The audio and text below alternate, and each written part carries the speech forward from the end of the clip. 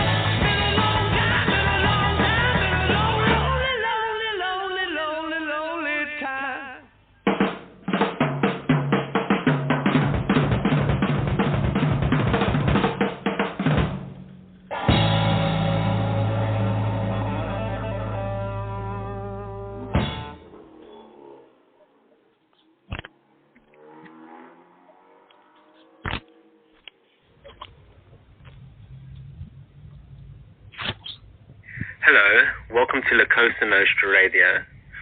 We are a poetry family located at allpoetry.com. And I'd like to thank Kevin and the crew for giving us a place to call home. We believe in freedom of speech. However, not all of the views and opinions on the show by the guests and poets are reflective of the Cosa Nostra ownership and management and are of their own free will. Enjoy this Cosa Nostra program. Hello, LCN family and listeners. This is another episode of The Liquidator. We're a family located at allpoetry.com, founded by Kevin Watts. I wanted to say, after a long time since we rock and roll, it's been a couple of months, but my host tonight is the former Adam Albatross. He's now solo Adam. How you doing, sir? Yo, dropping bombs like mushroom clouds. Let's follow through, and all we do, razzle, mentazzle daz. Yeah, it's good to be here. We have the verse, there's the metaverse. See what you're saying there. And we also have Boo on the line. Unless she's preoccupied, Boo. Yeah, hey. Hello. Razzle Beautiful dazzle, Boo. Adam.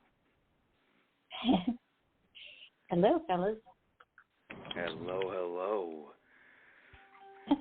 Hello, lovely lady. So, before Read on, the lady. recital, I wanted to do a piece by a poet I learned about on the site. It was a classicist from the early 1900s, and the author's name is William Stafford. This is the poem. It's called A Ritual to Read to Each Other. If you don't know the kind of person I am, and I don't know the kind of person you are, a pattern that others made may prevail in the world, and following the wrong God home, we may miss our star. For there is many a small betrayal in the mind, a shrug that lets the fragile sequence break, sending with shouts the horrible errors of childhood, storming out to play through the broken dike. And as elephants parade holding each elephant's tail, but if one wonders, the circus won't find the park. I call it cruel, and maybe the root of all cruelty, to know what occurs but not recognize the fact. And so I appeal to a voice, to something shadowy, remote, important region in all who talk. Though we could fool each other, we should consider, lest the parade of our mutual life get lost in the dark. For it is important that awake people be awake, or a breaking line may discourage them back to sleep. The signals we give, yes or no, or maybe, should be clear. The darkness around us is deep. Oh. William Stafford. Yeah, and what's professed here, I think it speaks very much, of the state of affairs we're in now, that we don't learn to talk to each other, then when are we going to address the real issues and problems that we all have concerning our existence in this world? Adam, any feedback there on William Stafford's piece? Yeah, absolutely. Like, this speaks of a true window into the insight of understanding, into what this forum and art is all about. Stanza to stanza, it's beautiful. We have 5 stanzas here, 4 lines each. A subtle scheme. It's not in your face. It's very and to me, it speaks of the idea itself. Like, I will be who I am. Come, understand it as you see yourself in it, and through that, understand yourself. Understand yourself through what I say in my own expression, and that's what, as you already alluded to, that's what this is all about. We don't necessarily know what a piece is specifically to the dime about. Some artists or authors or writers write about a myriad of topics within one idea. But to the individual, it means something important. And to me, this is speaking on the grand scheme of the art itself, of relaying and sharing information through an art medium. Let it be writing or painting, sculpture, what have you, dance, whatever, music, whatever it may be. To me, it's saying, let's do this and be comfortable with each other. Yeah, definitely. I love this, Razz. It's a deep right. One of the best I've seen. Why I wanted to just mark it up here on a poetry blog. What about you, Boo? What do you think of William Stafford? Well, to me, this is really good. To me, they're talking about, if I don't know you and you don't know me, then how in the hell are we supposed to be in a relationship and trust each other? Then he talks about the elephant. Talking about the elephant in the room, to me, that thing that you never want to talk about when you're in a relationship, thing that you never bring up. And you find out later far too late. You could have nipped it in the bud. If you don't know me, if you don't know what kind of person I am, and I don't know what kind of person you are, then we should not even be together, first of all, in my opinion. And then tiny betrayals of the mind, the lies that we tell ourselves, we're ignoring that elephant. And then we wonder what later, what the fuck happened to the relationship? Because it was a facade. We didn't want to address those issues. Maybe there are differences, maybe there's something we look at differently. And then you got to be awake. If you're going to be in a relationship, you got to be awake. Both got to show up every day, put 100% in, and be present. And if you're not going to be, it's not going to work out. That's what I see. Put time and effort in a relationship. I see where you're coming from, Boo. We have no a caller 70-30. There's no 70-30. 50-60 or nothing. 217-270. It would be me, Wayne. Yes, this is Wayne. Wayne's in the house. That was a great poem. I just got through reading it. It's a wonderful poem. Absolutely. Go ahead and comment. Follow through with that, Wayne. Yeah, I like what the bottom one says.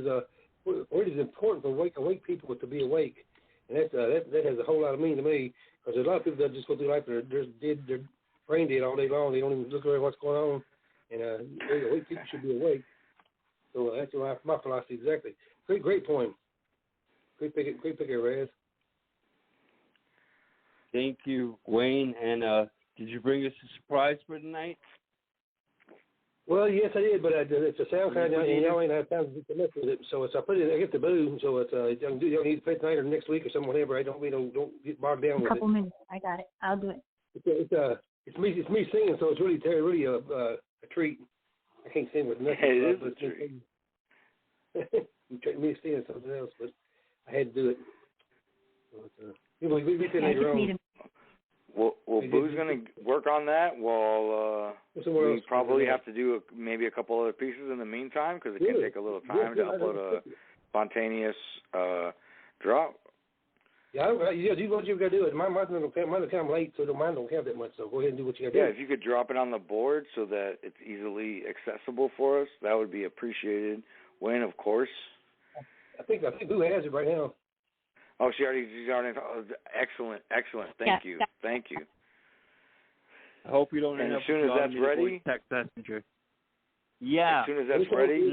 Our first poem we have to address at this recital is from Kitty the Naughty Poet because she's been left over a bit, and it's time to be liquidated. So, Boo, are you going to read Kitty the Naughty Poet, or should Adam? She has a SoundCloud, Razz. You have the SoundCloud? All right, play that SoundCloud, Adam. Why don't you? I'm gonna drop Kitty's beat like it's hot, and you know it is. And you know it is. She can. You mean follow, right? I can't do her. Come on. There we go. Are we ready? Ready? Follow by Kitty the Naughty Poet. I'd follow you across a mountain top, around the sun and past the moon. Float with me across time and space. Follow love-spoken words. Desire and lust infused with sensual pain from flicking fingers, tongue and teeth. Come, follow me through the desert storm. The sun transforms my longing. As it surrounds your being, seek pleasure in torment's gaze, writhing as I kiss your flesh, with tingle lips so soft and delicate, in tune with the hum of the earth. Lay here with me and dance along to my heartbeat, me and only you, you and only me. End poem.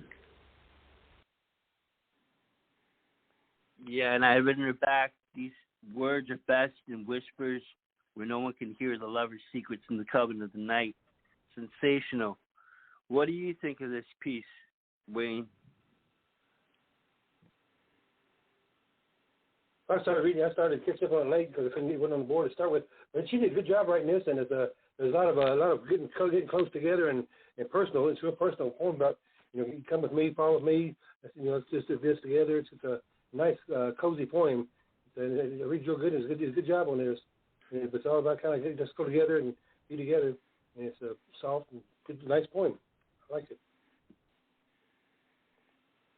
Thank you very much, sir, for that awesome feedback. Adam, that brings it up to you.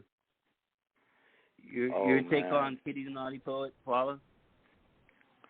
Well, let me just say I'm a fan of this poet.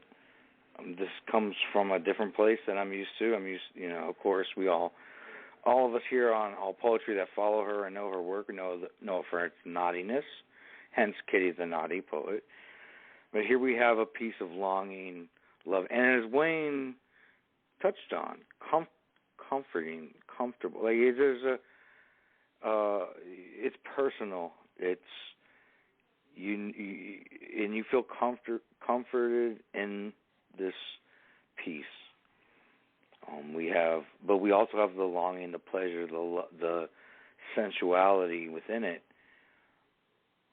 But on those rising waves, we have her just wonderful ability and to express the metaphor of, it was beautiful. There's so much longing here and appreciation. I feel like I sense an appreciation. I guess I can also connect to the comforting idea. That it's a comfortable idea. And in that, we find each other, we find ourselves. It's a wonderful piece and well read. It's well read, and it draws you in and makes you feel like you want this. And that's what I got to say. Boo, what did you think? I mean, this is this is intimate. This is personal. This is come follow me. She'd do anything. She'd walk across the mountains. She'd float across time and space. Follow me through a desert storm. Laying it down on the line. Sand transforms my longing, serious longing, in tune with the hum of the earth. So these two are connected spiritually, physically, mentally, sexually, and every way. It doesn't get any better than that. Thank you, Boo. That is a great comment. And Wayne, Razz, what were you thinking about this piece? Yeah, like I said, it speaks of the intimacy of lovers in bed at night. But where you were coming from, Adam, how you want this for yourself, it depends on a person's, social situation. One might be completely satisfied being alone in bed at night. She's like another might go on longing if there's not someone there sitting next to their side. Why there's matrimonies, I suppose. Absolutely. You pull from it what you wish, and that comes back to be married, laying next to the person and still feel lonely. And that's true too. You could be laying. If we're to hyperbole understand like the other side of things, what if there was someone next to the party, expressing this idea, wishing for another? There's so many ideas, and that's the beauty of poetry. Back to the top of the broadcast, it's for us, for each other to interpret and find closeness and understanding with each other, no matter what the cost. It's beautiful. I appreciate the share and the read. Believe me, Kitty, we all appreciate you sharing to the blog. And Adam, would you happen to have Garden Delight ready to put up? Wayne's almost there. Let's do Garden Delight real quick. Yes, sir. Razzle dazzle. Night passages. Wayne, we're going to get to you in a second, buddy. I'm not worried. So, you did good. I don't have it as in SoundCloud because I was waiting for it to be augmented to where it was on the piece. So I have not had a chance. I have not checked to see that it was done yet. So I'm going to see that there's a SoundCloud. Is there a SoundCloud? If not, there's not a SoundCloud yet. You want me to read this piece, Razz? Is that what you're asking? Whoa. Garden Delight's Night Passages. Adam, but I believe Garden Delight's the female. Boo, would you read the piece? Yeah, Boo.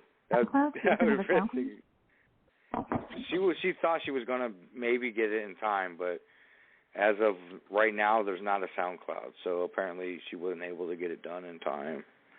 So, Boo, it is a female voice, so if you would be so gracious. If not, I don't mind. I can do it for you. Okay. So Garden Delight, Night Passes.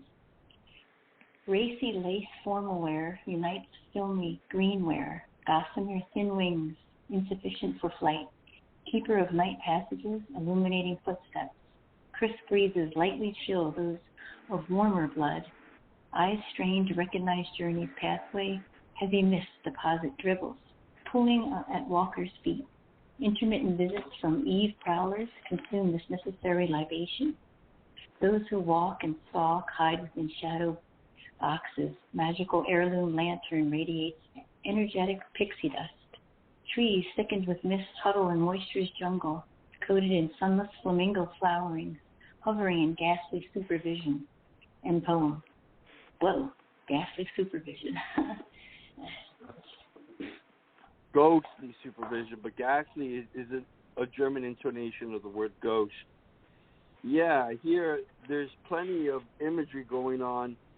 I see they're trying to discuss the idea of, that certain kind of magic that goes on in nocturnal hours, and they've done a wonderful job with some of these ideas.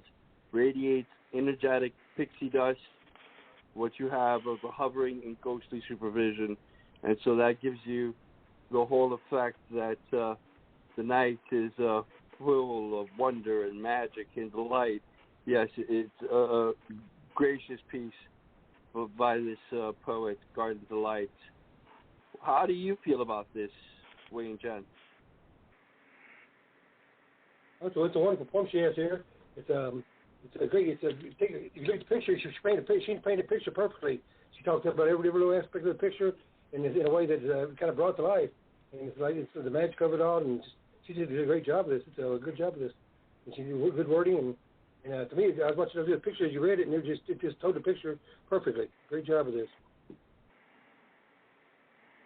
That old black magic before 9 p.m. Adam, what about you?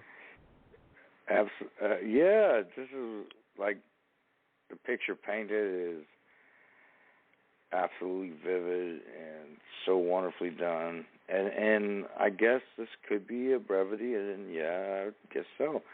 But in that, even, and the quickness of each line, each line is no more than 3 or 4 words. It's beautifully done and expresses a deep imagery. Now, overall, I felt it made me feel kind of like an uneasiness of somebody attempting to be or trying to be more than they can possibly pull from themselves to appease another. And that's something that it made me feel personally. Mainly from the beginning is where that idea and cadence of tone came from for me. The idea that racy lace formal wear unties from the green wear. So she's transforming to be something different. So either in that idea right there, it just sets the tone for the rest of the piece. She's taking off, and it's cool. It could be taken a lot of different ways. You know what I mean? It could be going off in a lot of different ways from anyone else's personal interpretation. But for me, I see somebody taking off the shackles of their every mundane existence to live in fantasy, though I feel later it cannot be completely realized. Maybe hence the idea of ghastly, ghostly, the same difference. Boo, what did you think? It's a concerning viewpoint, mental health, because a little too much fantasy, then you're simply deluded. And it happens to many when it comes to how far you can stretch the imagination that what you believe or perceive is realistic. Boo. And, even beyond the scope of mental health, even beyond the scope of mental health, it can, everyday people get lost in the, even everyday people get lost in the scope. No, it's a scary place. I've been there in my early 20s because I was all messed up on drugs. I would fantasize for hours about things that cannot possibly be real. And, when you put it that way, believing in these spectral apparitions or any form of magic, including that notion that there's spirit, you put it all together, it's really what I finally analyzed to be external psychology, questioning to what extent do you have your own reasoning power compared to knowing the limitations of your own senses. Why the thought that some of this fantasizing is engaging in time on deliberately hallucinating and not knowing it for yourself. It's a scary place. It can be a scary place, absolutely. And but does not the witness derive the meaning or be the architect or creator of reality? It also brings ideas of that. Do we witness then therefore create by being the witness? This has been kind of understood in quantum physics. Some matter does not exist. They theorize does not exist unless being witnessed by outside force, outside observance. I don't necessarily know that she intended on this to invoke such ideas. Yeah, you do simulation theory. Right. Simulation theory. Right, and that there is evidence in minor theoretical physics tests that show this can be a possibility. When we have wave particles shot through or light, light is wave and particle shot, and through a filter, yet it acts differently depending that it's being observed by an outside force, which brings to the mind, so consciousness bends reality. There's different realms. There are realms beneath the ideas. There are realms beneath reality that affect each other in a way that we don't exactly comprehend yet. And it's starting to be shown. Boo, what did you think of this? Amazing, Adam. You're not even, Mark Zuckerberg, but you're really kicking those metaverses. The real thing, son. Thanks for bringing it on the meta on that verse. Everything we learned about I was just going to say, everything we learned about the universe as we was growing up is all wrong. They're all coming up with these new theories now where it's electric universe, and there is the stars aren't formed by a collection of particles. They're formed by electric current. And there's a lot they've discovered lately that's pretty amazing. Everything we learned about the universe is wrong. It's all theoretical, Wayne. I agree, because there are exactly 3 different standard models of how the universe works right now. 1, either it expands in a singular line. 2, it goes in opposite directions. And then 3, it's pretty much always consisted of the same exact spaces of which we see or can perceive as different galaxies since the Big Bang. Right. And, scientists can't really just grasp that whole situation to know which standard model is true. Right. Are we expanding? I think we're expanding. We're still picking up speed, in fact. Is that word. I think our universe is picking up speed. We live in this floating network. We're still being drawn by something. That's the way it is right now, but if they're right, they may not be right.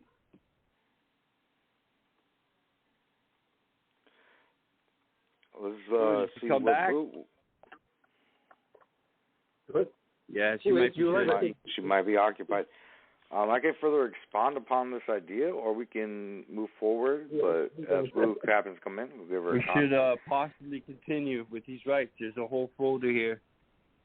Absolutely, absolutely. Boss tripping on her.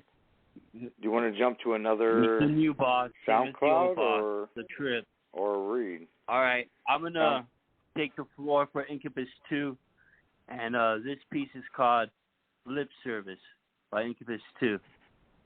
Lip Service. The sheen of licked lipstick, salty hints that her liquid laminated luscious lips taste as sweet as they look to boyerist eyes. Finger tentatively tracing perfectly painted pout, teasing a smile that begs to be shared, worn upon the lips of its recipient. As in the touch of salacious, seductive silence, all answers are received to quintessential questions asked not with mouth, but by entreating, inquiring eyes. There within the kiss lay lessons lovingly learned, that no teacher taught nor book brokered, but only here in her arms can a heart attain the height of heaven without wings. And poem. And this one is definitely intimate and romantic, like we had with Kitty the Naughty Poet.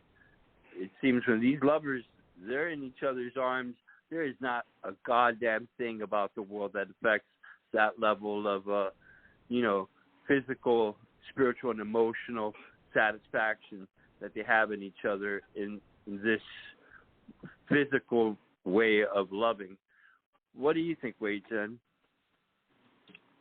Well, I think I need to go out and kiss somebody.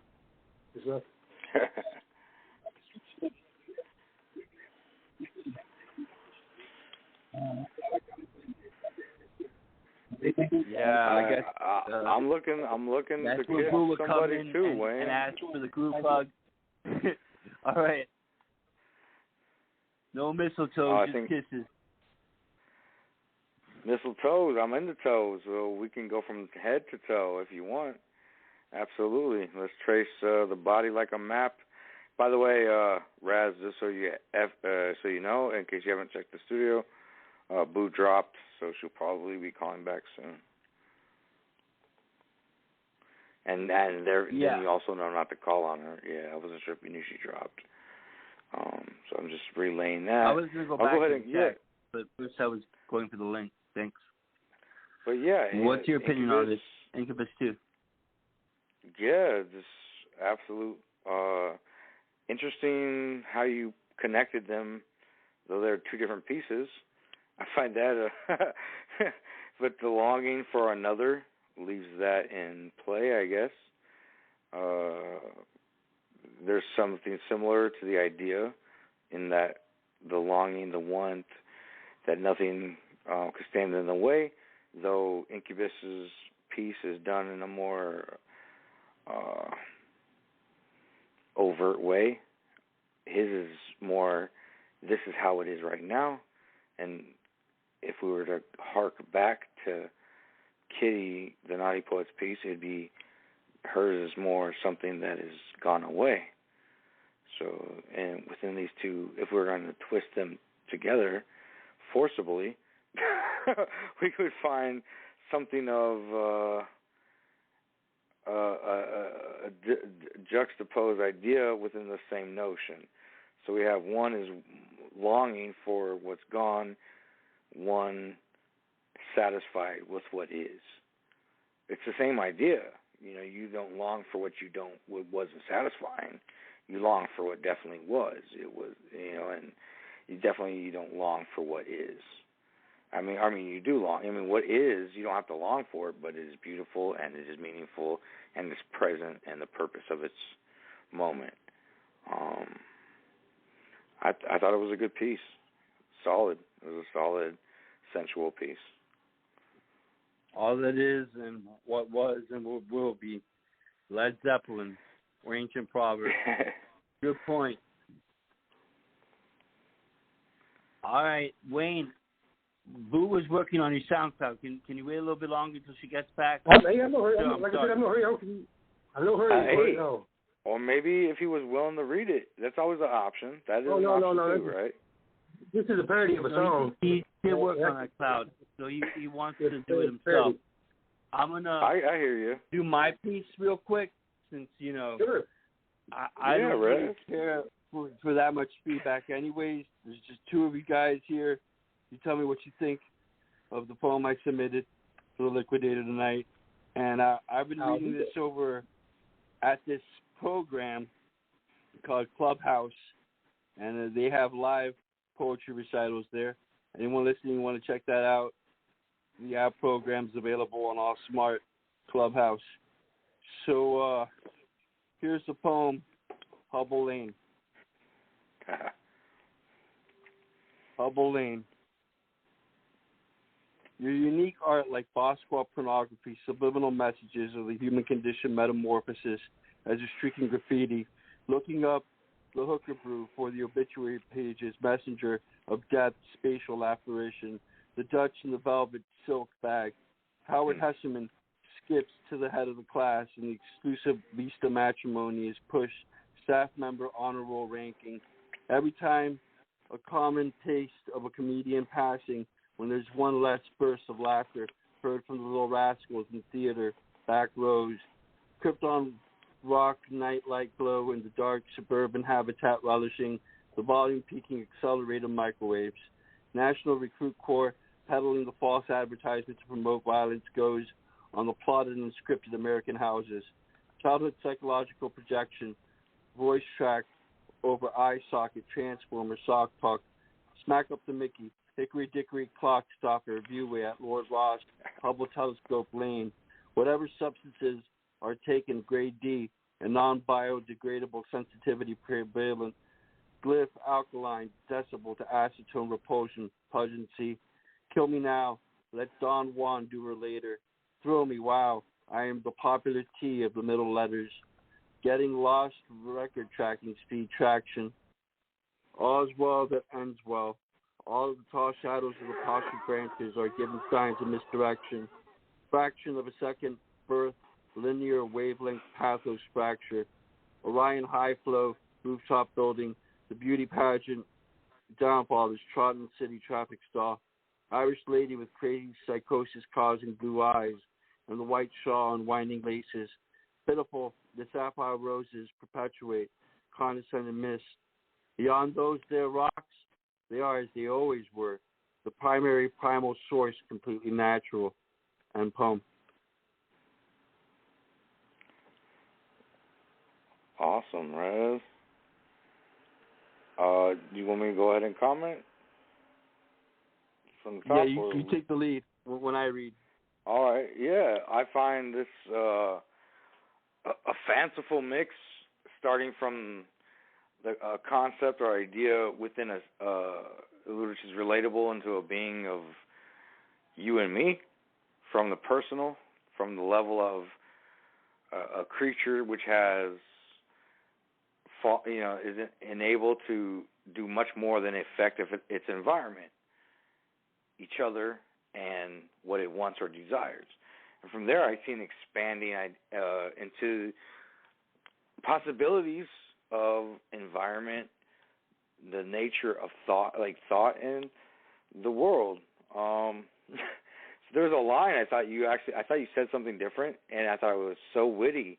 Had it been what I thought I heard, and then I finally caught up and read it, and it was all's well that ends well. And I thought you said Oswald that ends well, like you know what I'm saying, like Oswald the hitman, that assassinated JFK. Oswald that ends well. Like sometimes the killer is just sending the story further along. We carry on, and there's a sentiment within this of,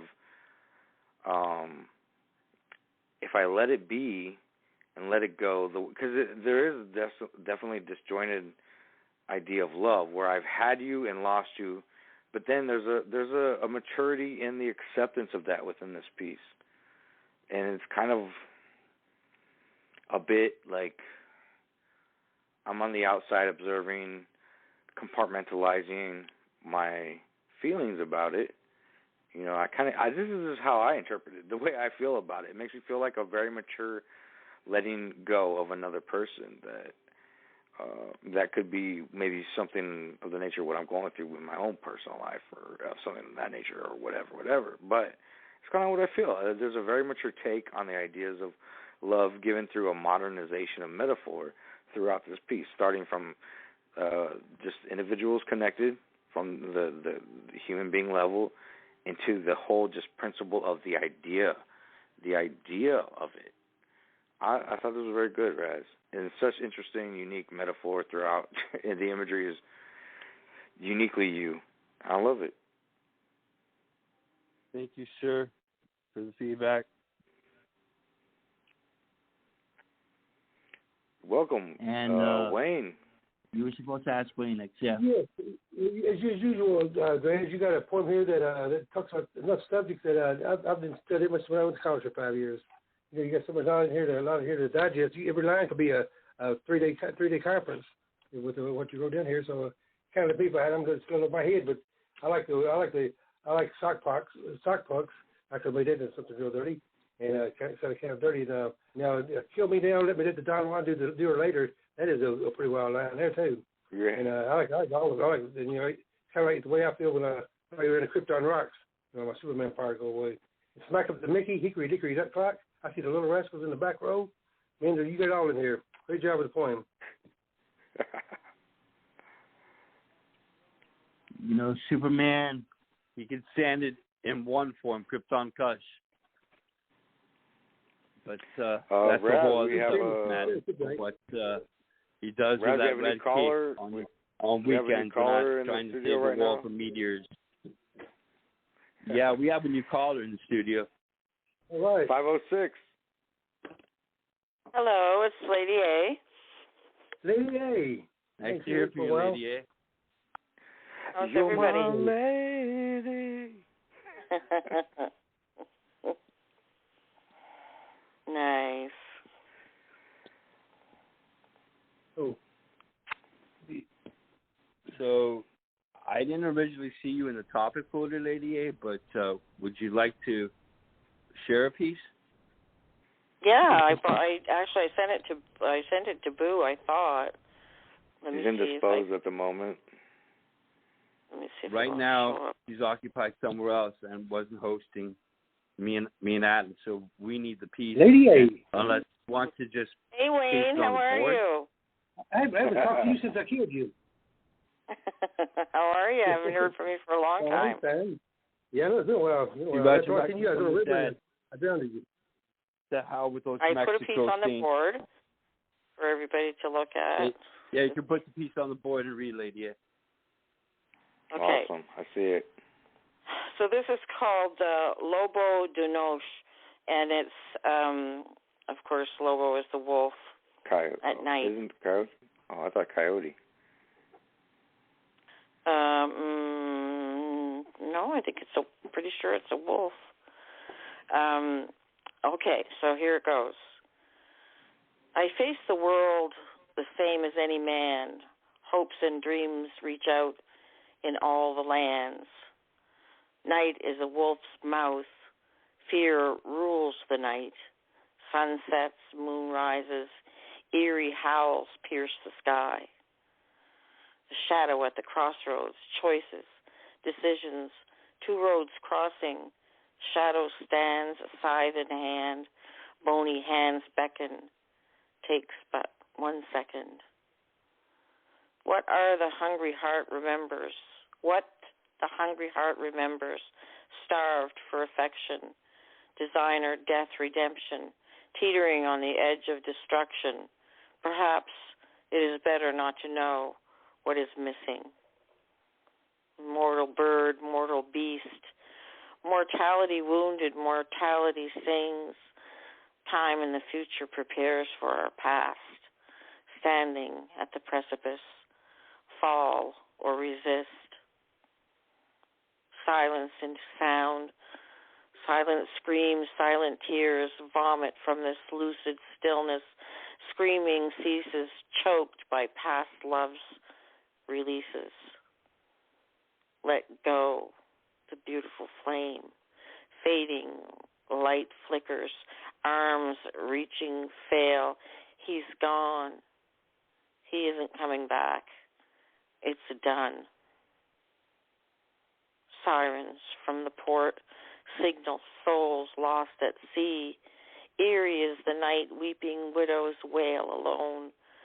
Ghosts of sailors wade through waves anxious for home.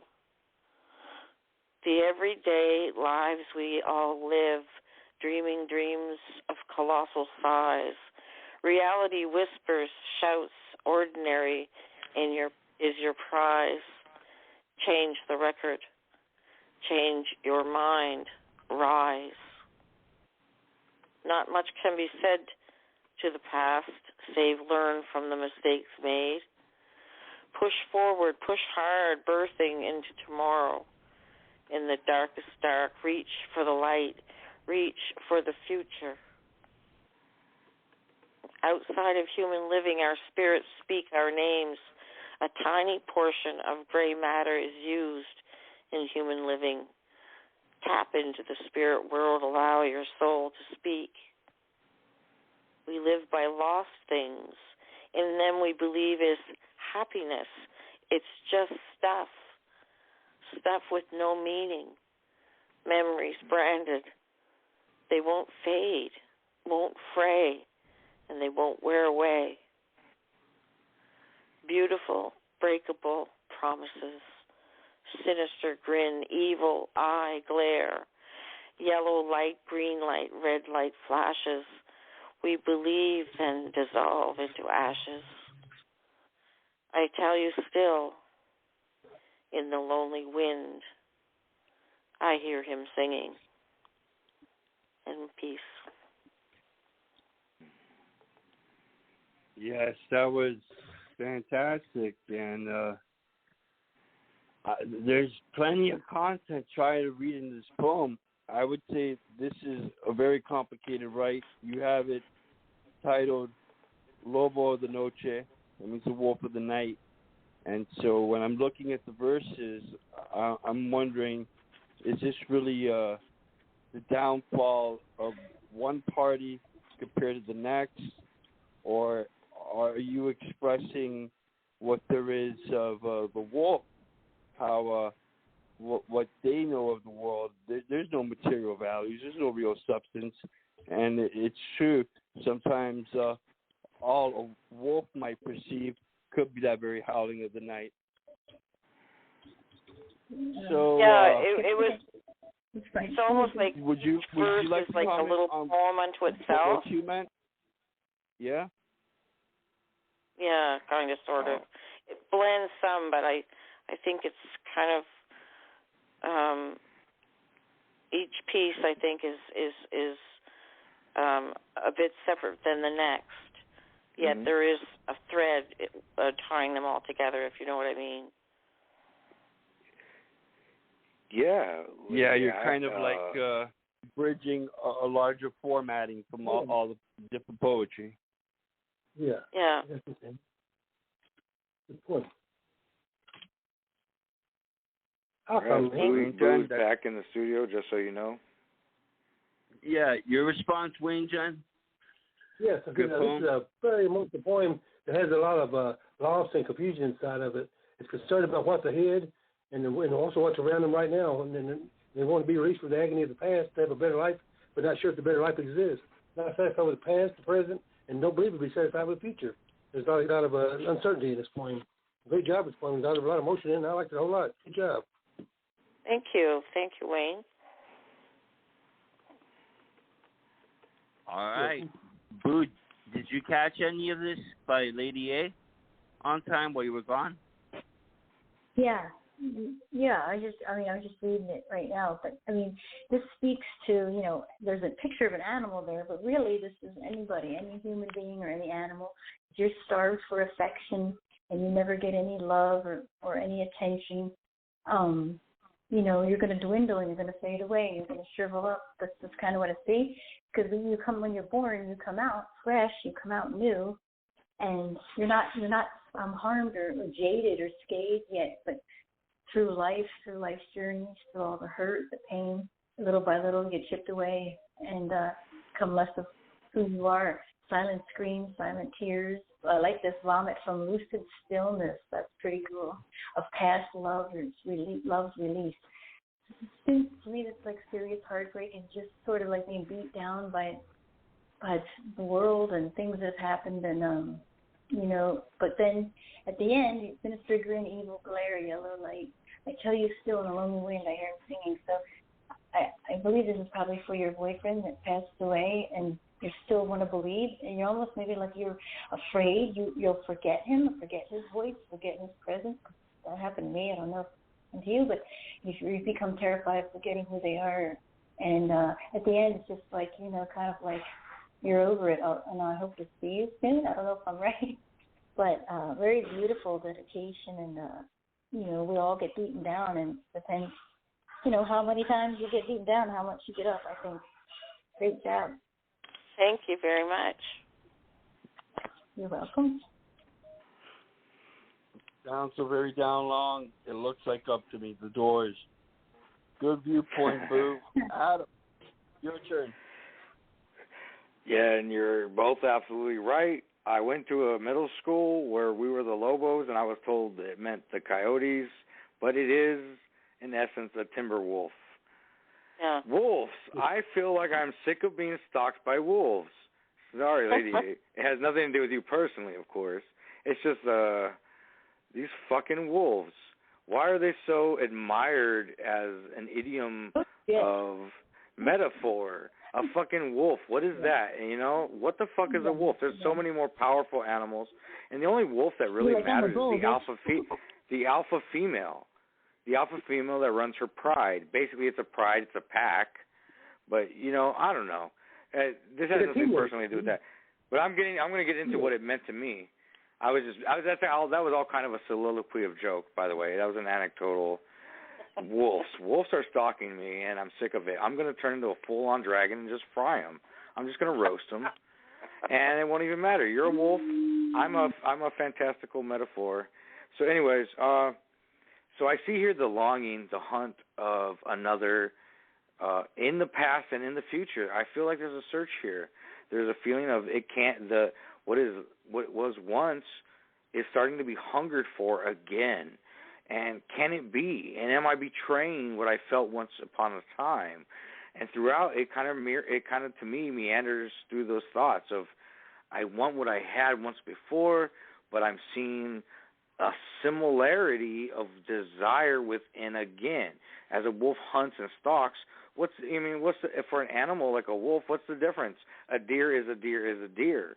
And it almost feels that whole idea and emotion of thought that I can feel this hunger again. But yet that's the idea, is that it's primal. It's a hunger.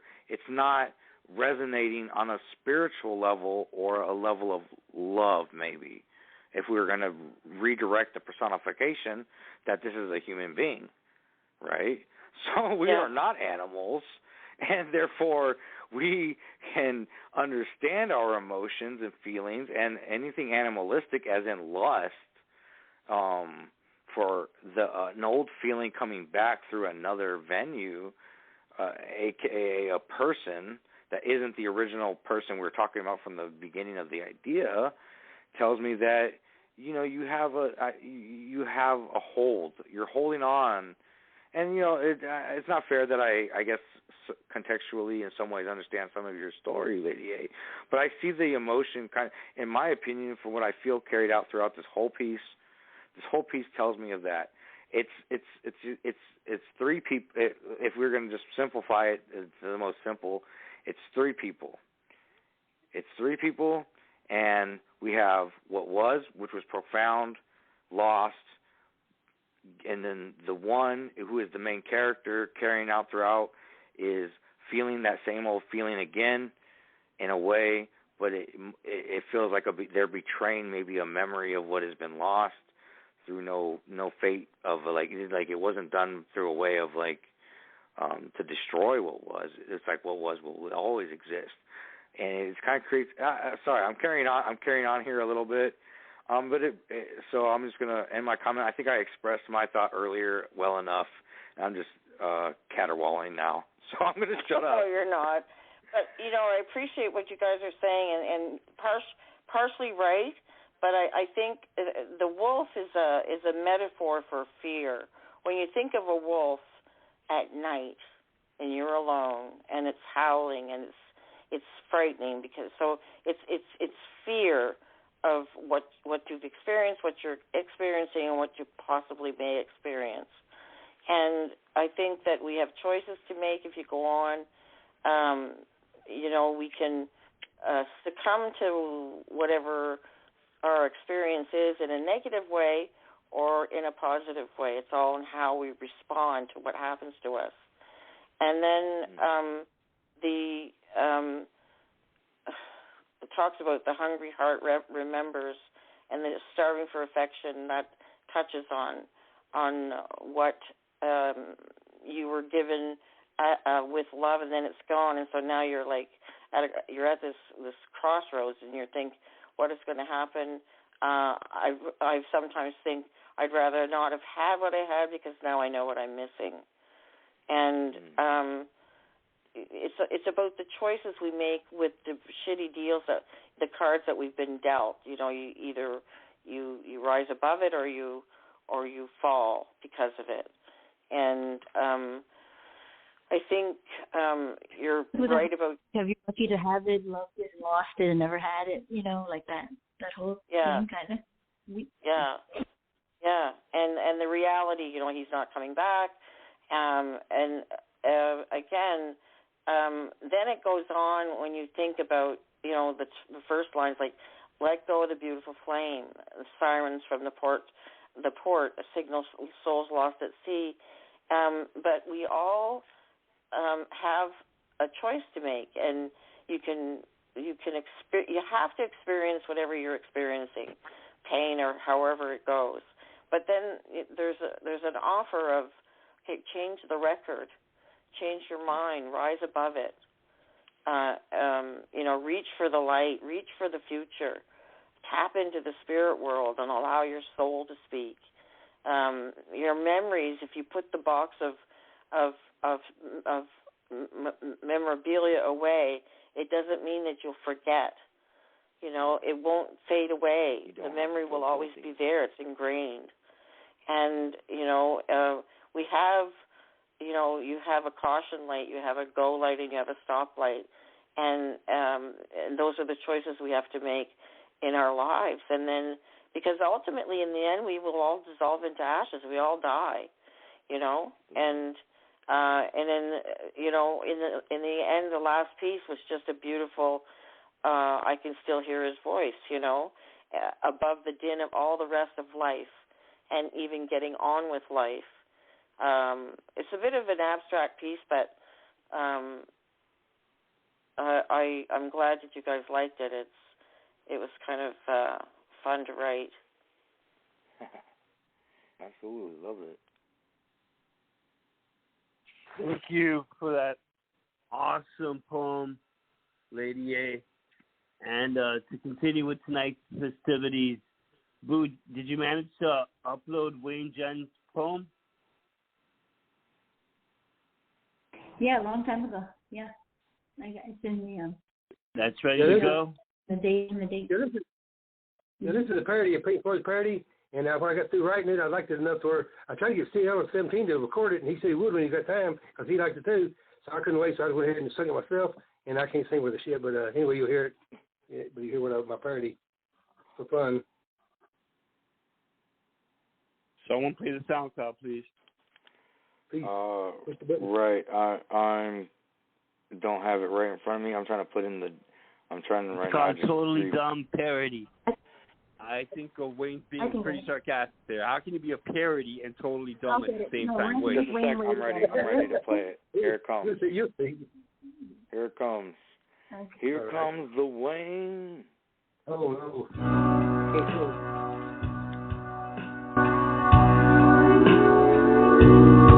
Oh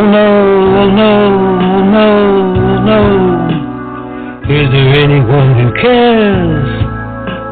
It's odd you come near me, I feel I am alone.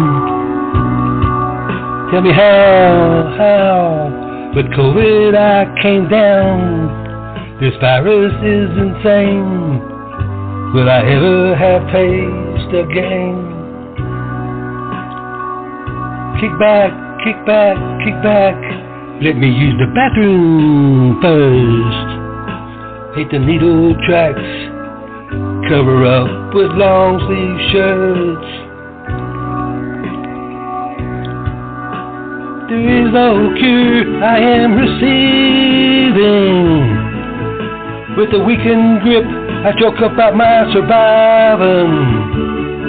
Don't like the way this virus behaves.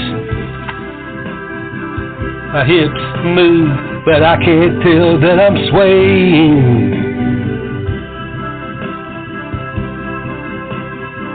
When I was wild, I wasn't a believer.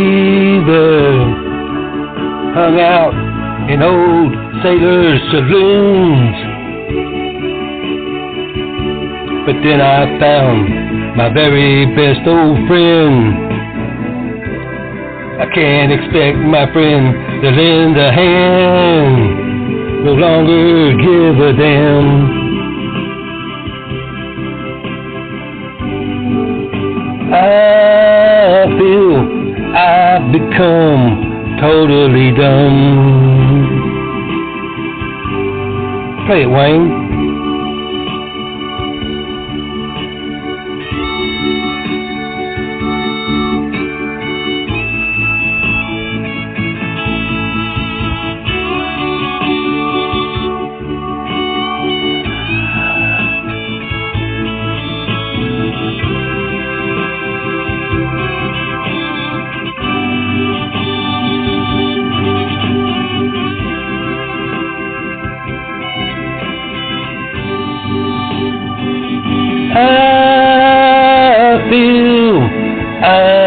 Become totally dumb.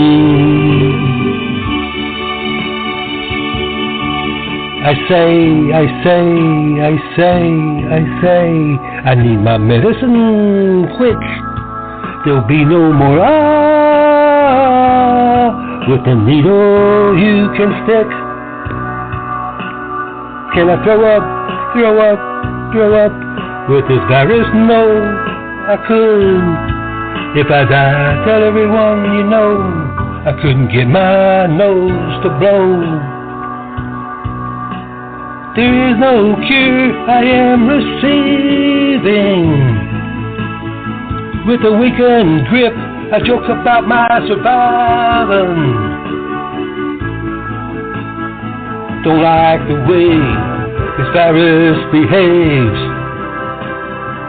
My hips move, but I can't tell that I'm a swaying. When I was wild, I started fighting pimps. Always figured I would die.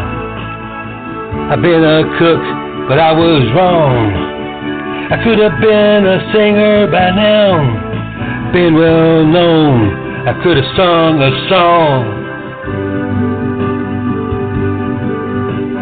I feel I've become totally dumb.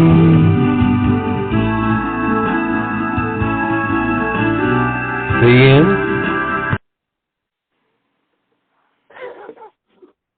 Yes, got it. That was off the hook. All right, Wayne. You definitely Paradise Comfortably Numb to be that missing Pink Floyd member we had not known about all these years. Lady A, how do you think about this piece? Well, I thought it was really creative in that you did it with comfortably, the tune to Comfortably Numb. I thought that was in itself was very creative. It was funny like you are in spots too, and you got to give Wayne credit because he's got a comedic side to him that nobody else has. And let me see, what else can I say about and just your humor in this is just really great. And I think you have to give him points for bravery to sing throughout this whole piece. And I thought that was really great. But Wayne, that was a real treat for me to hear you do that tonight, and it was a lot of fun. Well done. Thank you.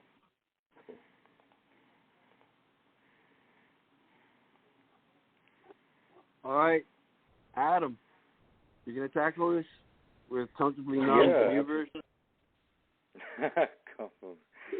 COVID-19 remix. So, I don't necessarily feel so much of COVID, even though it's mentioned. I felt it still held the idea of addiction, regardless. Yeah. I still felt the enslavement that you feel in the addiction of heroin. But it was funny. It was Wayne. It was so Wayne and it felt it so tongue in cheek, like Comfortably Dumb. Like, oh my God! But I still felt the resonant notes of the original thought of Comfortably Numb, the song, the despair. So I guess you could, equate that in a way to the COVID crisis, maybe. With, I have to get a new vaccine. I have to get another booster. Yet another booster. Like, you can't stop sticking yourself, right? Because, right off the top, I mean, okay, even though, like, the Hate the Needle tracks cover up long sleeve shirts, that fucking hit me like a ton of bricks.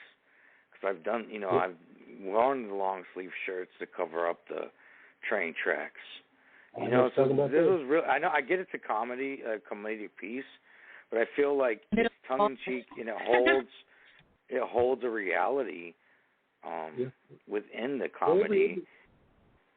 Every line lines up with their lines, and every one of my lines rhyme with their lines. So that's, it all rhyme with every one of their lines rhyme the same as my lines do. So that's pretty neat when I do that. Yeah, it was well done, Wayne. It was really well done, and I thought it was so cool. What an idea. That song is so beautiful in its ethereal, lost nature, in the nature of you're just free-floating in oblivion. That song always just, a perfect, just tune-out song, sort of, you can tune in or tune out, when you wake up from your nod, if it's still playing. At that point,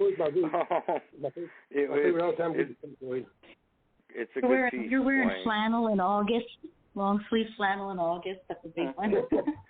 Right. If you're wearing flannels in August, Boo just gave me an idea for the name of a new piece I'm going to write. Flannels in August.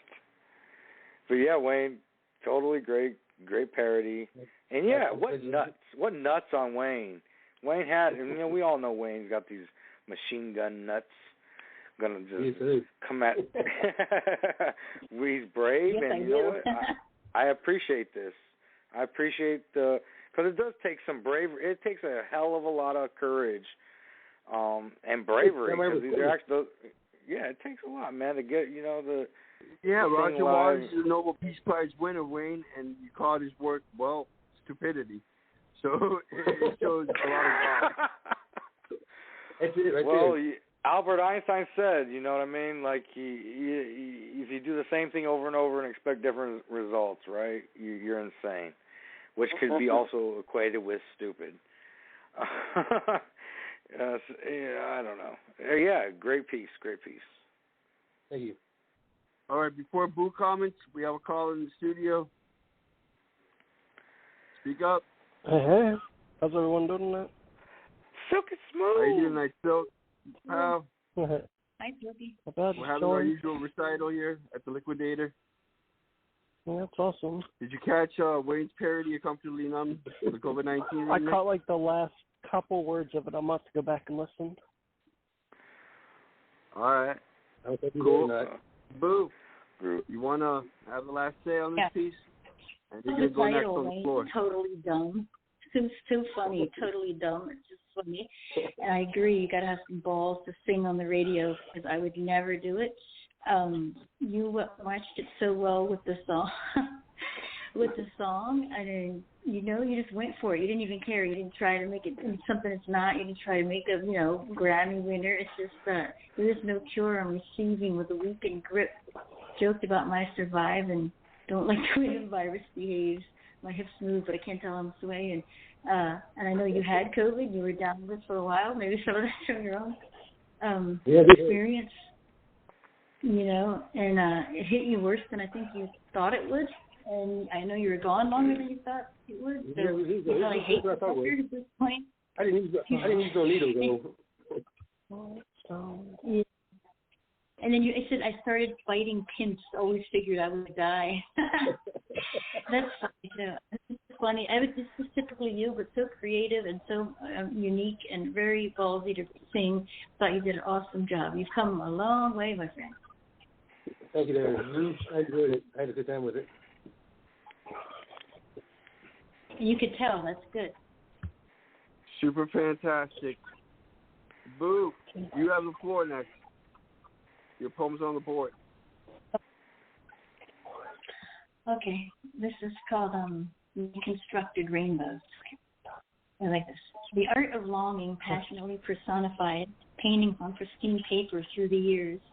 Above the mile-high walls spoken careless voices, darling, you are the inspiring ink of my falling tears.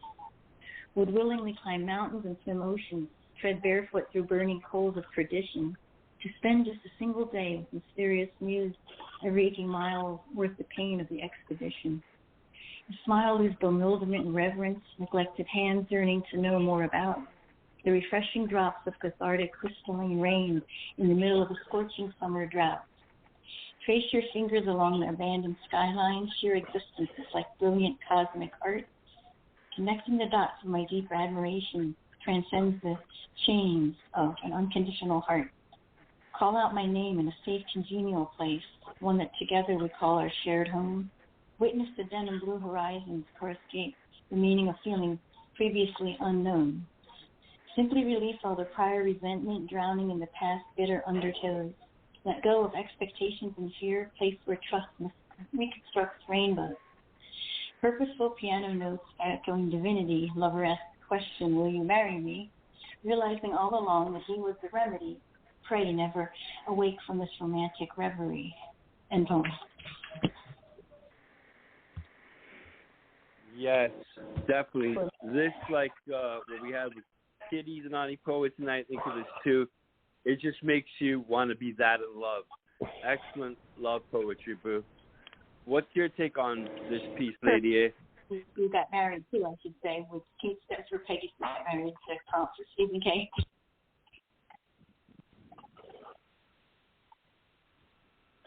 I really liked it. I think that you have some great alliteration in here. Your rhyming scheme was really good. I think that would willingly climb mountains and swim oceans, tread barefoot through burning coals of perdition, to spend just a single day with mysterious muse, every aching mile worth the pain of the expedition. Really, really well written. And trace your along the abandoned skyline. Sheer existence is like a brilliant cosmic art, connecting the dots of my deep admiration, transcends the chain of an unconditional heart. This is a beautiful, beautiful piece. Very well written and thoughtful and full of emotion. Gorgeous. Thank you, Lady A. You're welcome. You might like the song. That's just one of those moments when someone composes that it echoes, really, as to life-changing. What about your take on this, Wayne Jen? I was going to say, Lady A, you might like the song at the bottom. It's Buddy Holly. You might think it's cool. I'll listen to it. Yeah.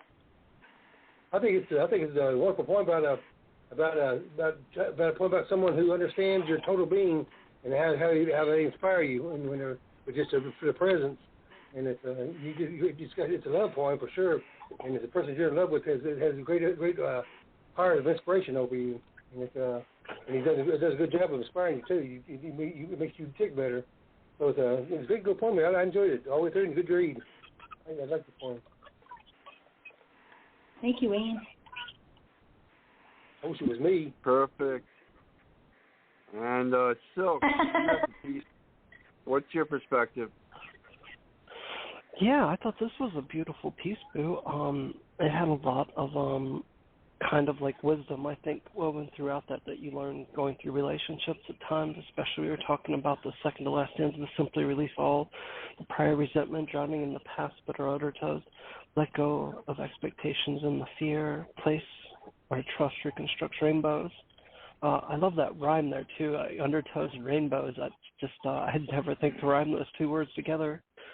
Also, which is why that was my favorite stanza, but I think this poem was romantic, and it held, and dark, and it held a lot of, I guess, wisdom about relationships. I guess it's hard learned, and just, I really enjoyed it. Thank you, Silky. Perfect pop. Adam, that brings the table over to you. Just before, real quick, we have a 218 caller. 218 runner. No, that's beautiful. That's beautiful. Leave her on mute. She's leave her on mute. Doesn't want to speak up right now. Leave her mutated. Okay. I'll leave her mutated. Yeah, Miss Mars. And we're gonna speaking about mutation, reconstructed rainbows. That idea alone, like that title, should set the tone of the idea here. This is somebody that's already had the rainbow, right? They've already seen the beauty of love and the epitome or the apex thereof, right? Like, you've seen the flourishing beauty. You know full well what it looks like and how it entwines and unravels and complements your life. But this is, how do I repixelate or reconstruct, in another sense, that feeling when I feel it again? It has still kind of alluded, the wisdom of having been through the bullshit before, and though lending your strength to the other. You know, that I will carry you through your own doubts into the blooming of a new possibilities. And you know, it's a beautiful piece. So romantic, so just dripping with unique metaphorical ideas. Imagery is just unique. It's Boo and her romantic. I wouldn't even say over the top. It's just well done. It's well done, and you have ideas in here that are beautiful. The undertow and to rhyme undertow and rainbow. It's juxtaposed. It's dissonance. Those two ideas separately, a rainbow and an undertow, are separate completely. Yet when coupled, create a beautiful idea, and that's Boo in her writing. It's unique, and it's very talented. It's very talented, and well done, Boo. It gives me hope. It lets me believe that someone will want to reconstruct rainbows with me. I loved it. Oh, thank you, Adam. And someone does, I'm sure. Lots of people. Thank you. Yeah, it all depends on what end of the spectrum, because Kevin, as to those ideas you were mentioning, he's now moved me up to level 17. Wow. Boo, what do you think of this, right?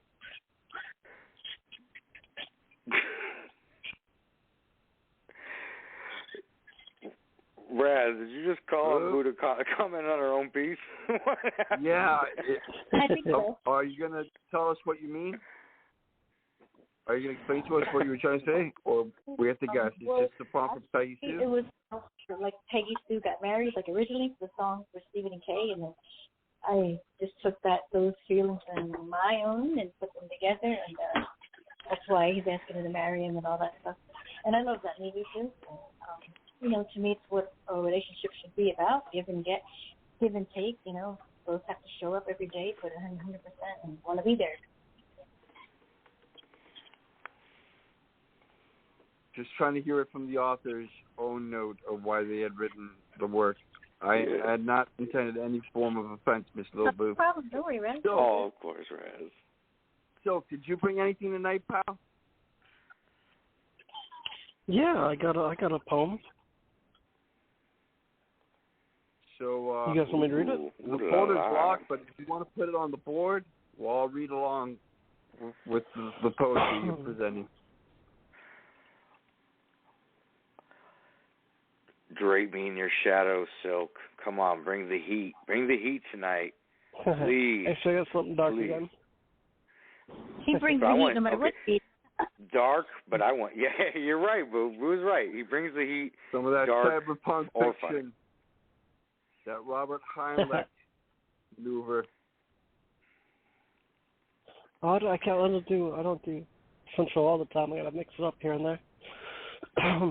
Okay, this one's just a dark one. It's called A Cocoon Spun of Shadows. A silence has crept into the void, like a gnawing virus, claws scraping the hollow walls, stones echoing as a screeching banshees, till I bleed my ears at their suffering. Broken and bloodied hands quake, cradling shards of shattered serenity that flay my fingers ragged as the songs grow blacker than obsidian, stretched along the halls of eternity, dying upon the heaving throat of this world. I have seen their veins, or their visions, dancing in the dead lights of my dreams, scarred visages with sunken sockets and gaping jowls, seeking to swallow the poisonous chalice of my abyss. They cannot see the cocoon spun from the dark of my deepest purgatory, or feel the sigils branded into my chrysalis. Their eyes do not pierce, their fingers do not grasp, and their minds do not fathom the chaotic depths of my metamorphosis. Fire melts flesh, smelted as of molten stone. A new heartbeat rises, liquid steel, beating flames woven of shadow, and my blood flows, hardening into a carapace impenetrable, incorruptible.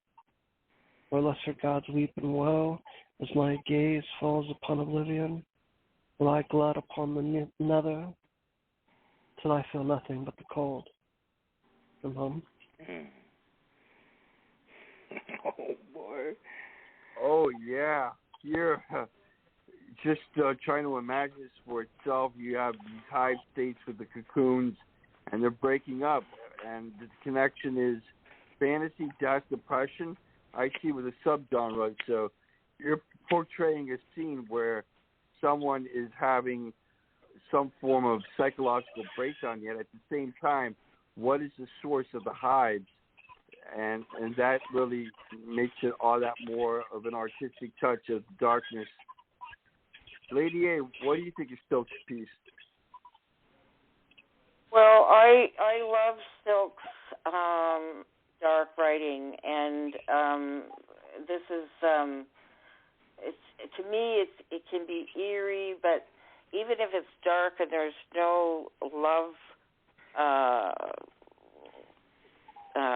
person that you're directing into in a love relationship, there's always something romantic about your eeriness, which I really like, and you have a tremendous talent in writing these dark pieces. They're very unique, and he has. Do you still have your SoundClouds of your stories that you were telling? This was quite a while ago. It's been a while since I've listened to them. But do you still have them still, or on you mean the Aleandar one, or? Yes. Yeah, I've got that. Yeah, that's still up there. That's so good. You guys should go to SoundCloud and look up his that's his good work stuff. there, because terrific acting and the storyline and the whole 9 yards. And I really think that you're talented this way, and I love this. And I mean, let's listen to this though. Fire melts flesh and smelted as of molten stone.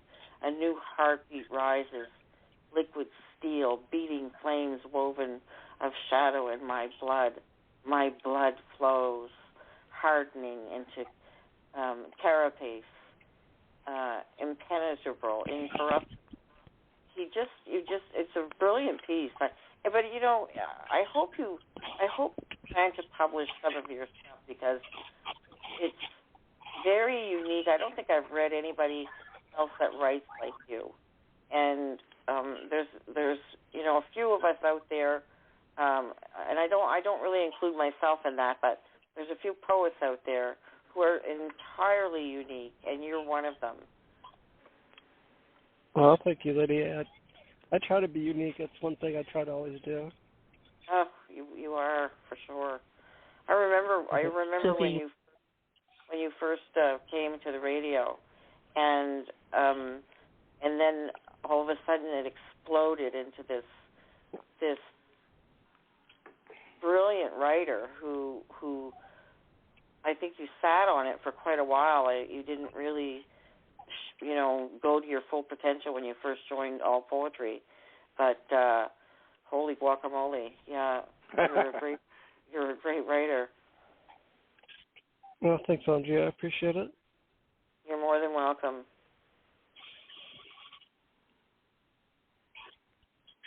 Fantastic commenting. As you see, Silk, you won another adoring fan. What would be your perspective, Wayne Jen?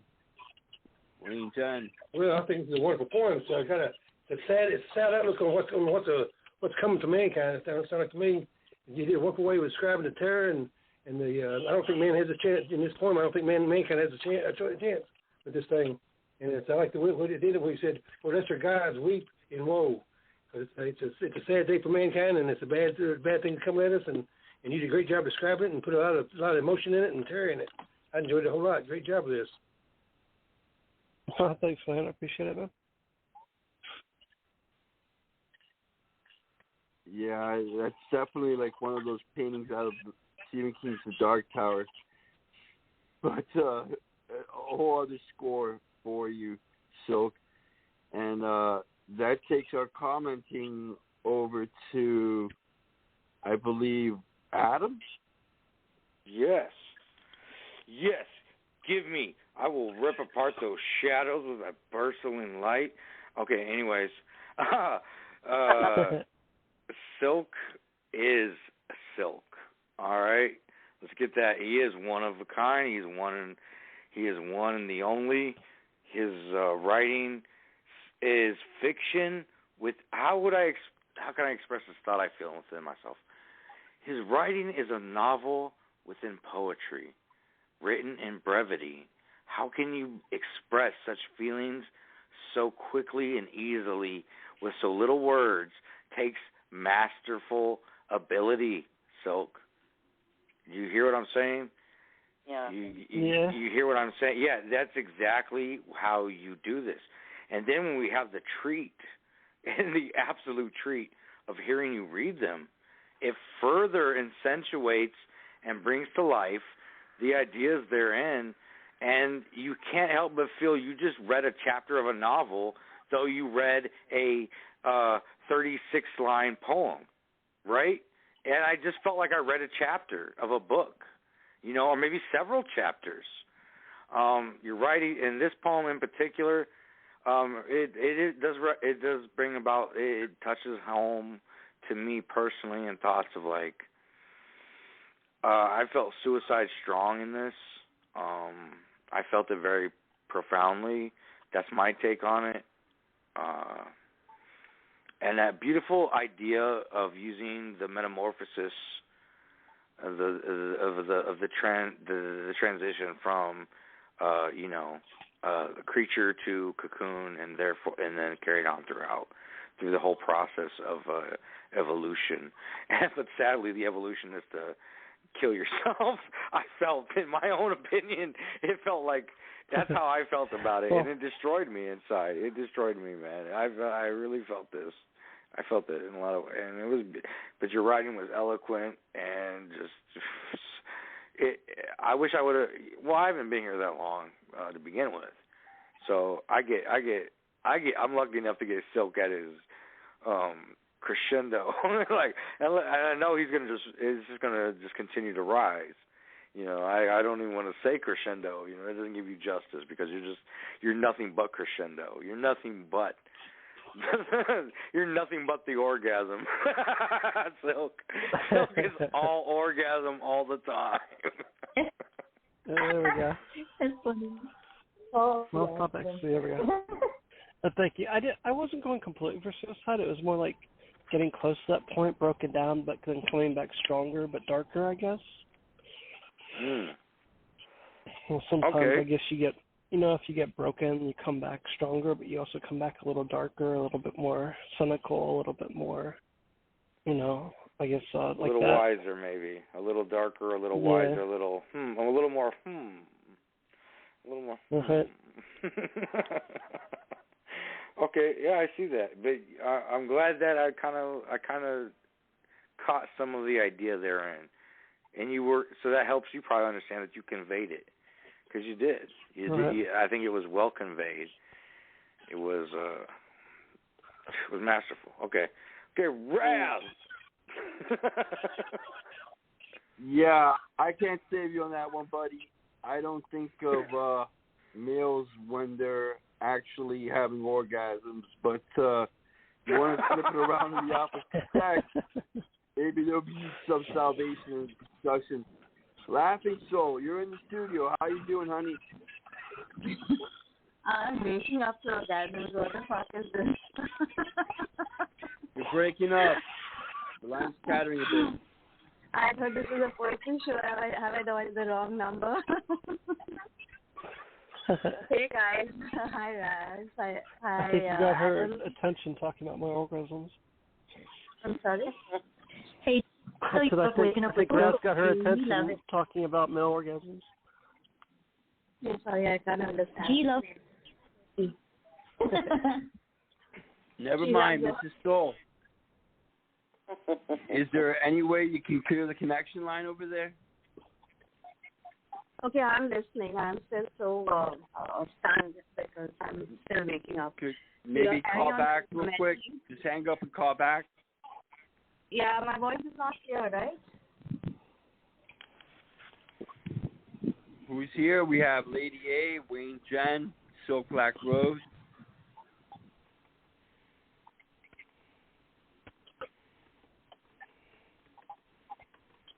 All right.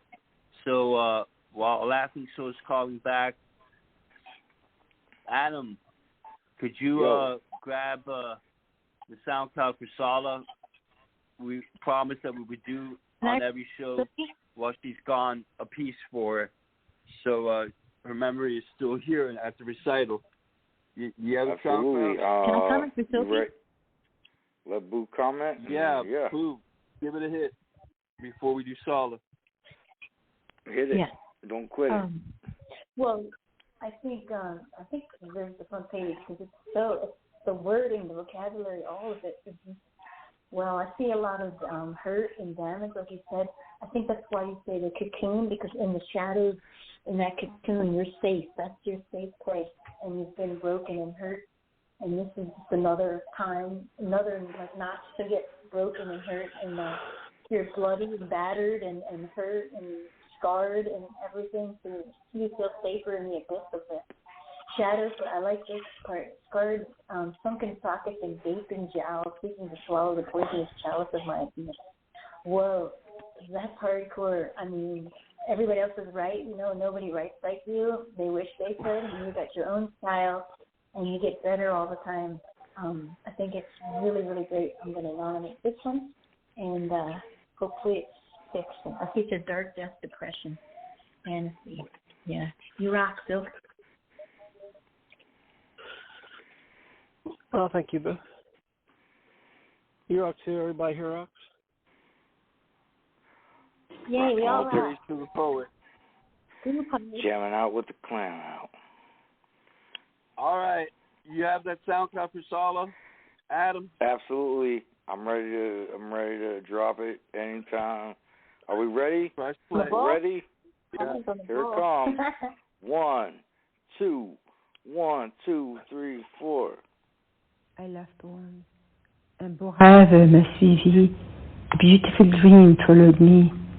Des canards d'un vif allégro à toucher mes pas sous l'horizon du crépuscule. Des jetés pliés ont pris leur envol avec une telle délicatesse raffinée comme des fleurs angéliques vers les cieux sublimes pour valser comme une vraie étoile. Soon as lively melodic air has touched my steps under the twilight horizon, magnificent jetés took flight like angelical flowers toward the sublime skies to waltz like a real étoile. End of poem. Out-of-body experiences. This is amazing. Here in the office note, it says when Sala was a kid, she would dream about flying out and touching the moon and the stars. And she's always loved butterflies ever since then. You know, what they used to tell me when I was a kid, if you reach for the stars, then you're trying to find your full potential. What do you think of this right, Silk?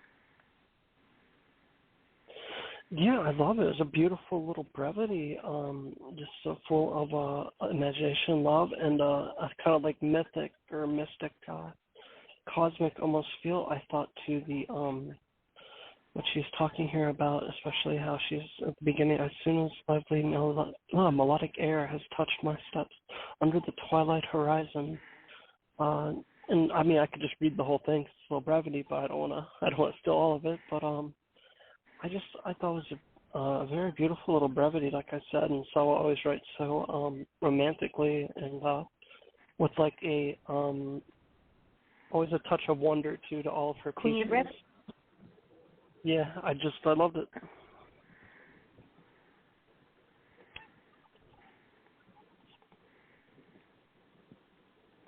She's the queen of brevity, that's for sure. Queen of brevity. What's not to love? And Lady, you're still there?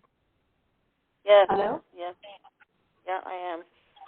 Wayne's gone. I liked. Well, I love her accent. First of all, when she reads, it always sounds so beautiful. Just find the. Here it is. Here. I liked how she ended it too when.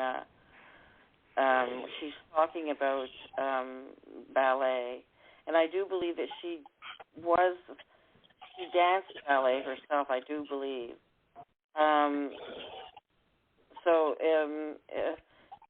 Like angelic flowers toward the sublime skies, to waltz like a real étoile. I loved how she put étoile means star in French, and I love how she put that one little word in which English piece, jeté is another one.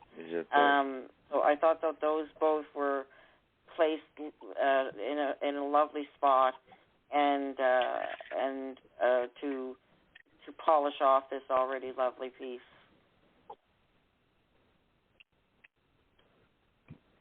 Perfect.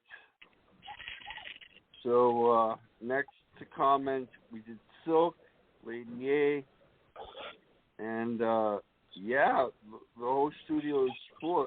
Mrs. Mars is on mute, unless she wants to unmute herself yet, and Laughing Soul, you're here. You came back, right? Laughing Soul? Yeah. Gee. Can you hear me? Yes, absolutely. It's still a little bit attackable. I have to keep it that way because you're in another hemisphere. There's so much of disturbance. Somebody's background, it's very, very disturbing. Yeah, I can hear some child talking or some TV or something. I think make everybody mute. And hello, everyone. I don't know who all are over here. Hi, is that lady? Yes. Hello, my darling. How are you? Okay. Yeah, I'm good. To wake up to my beautiful friend Salva, listening to her, it is all so dreamy. Wanting to waltz like a star. When I go a little deep into the poem, I feel a sense of longing to be free, wanting to escape, being able to do what one's soul desires. And besides all that, it is just a very, very beautiful brevity, pulling one into your own nostalgia, your own butterfly dreams that she says, that she talks about. And it was nice to listen to her voice. We miss you, Salva. Mwah. Yes, and for those of you who are recurrent listeners to LCN, tomorrow is going to be a special on Sala and the fact that she's gone on vacation. We've done a whole prompt of poetry inspired by I Love Poems, and asked the writers if they would like to commemorate her memory in her absence from here at the time being with the blog. Adam, that takes the response over to you. Way? Well, let me just soak it in with butterfly kisses and revelry in the dreams, hypnotic, that you didn't know that you could believe in, wrapped in whimsy and fantastical belief. That is Selwa. I love this piece. I absolutely do. It's a small, so small.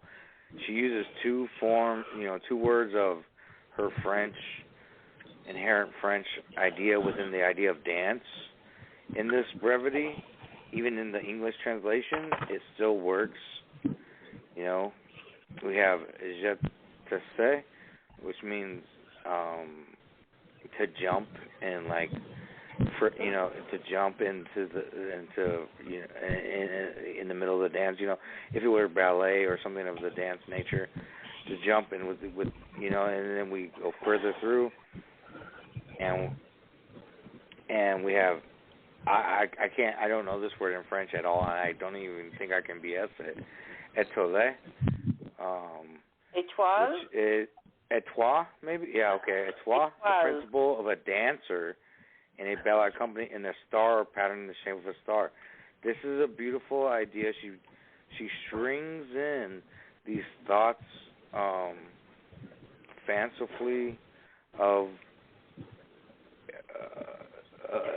it's almost like a ballet is being interpreted in poetry, in a brevity poem at that, and it's beautiful. Razz, gave us the insight, which was taken from her notes of the fantasies that she had as a child, or dream. I think he said dream she used to have of touching the moon. And to touch on what he said, if you shoot for the stars and you land upon you shoot for the moon and you land among the stars, right? That whole idea that encompasses that, you reach the constellations, and it's just a beautiful thought of, it's a beautiful thought, and I appreciated it. So concise and wonderful. Thank you, Selwa.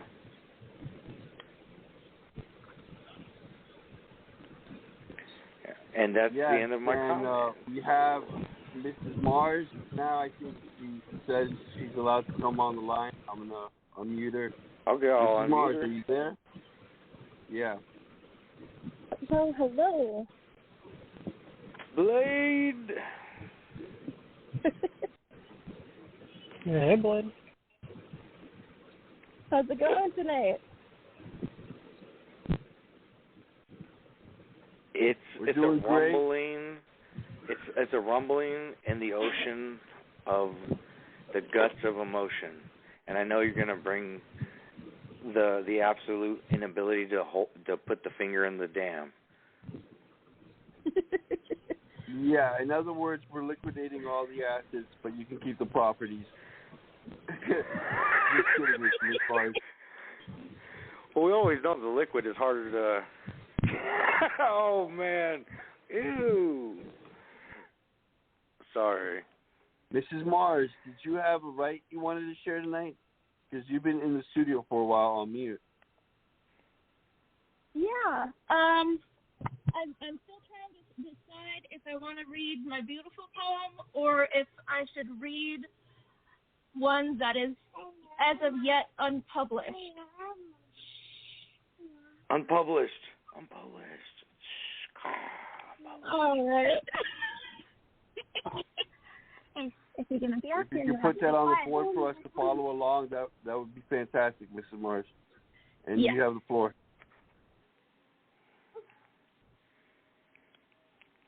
All right, I gotta pull it up quick. But I'm ravenous, so unpublished is always gonna. I love that. I love the beautiful one. I know exactly. I'm pretty sure I know which one you're talking about, but unpublished. Well, we're on delay. Remember, we also have another show on Sunday. LCN, Glo-lizzy and Boo are going to host open poetry, 9 p.m. Eastern Standard Time. Sunday. Lizzy and Boo, open poetry. Drop it like it's hot. Okay.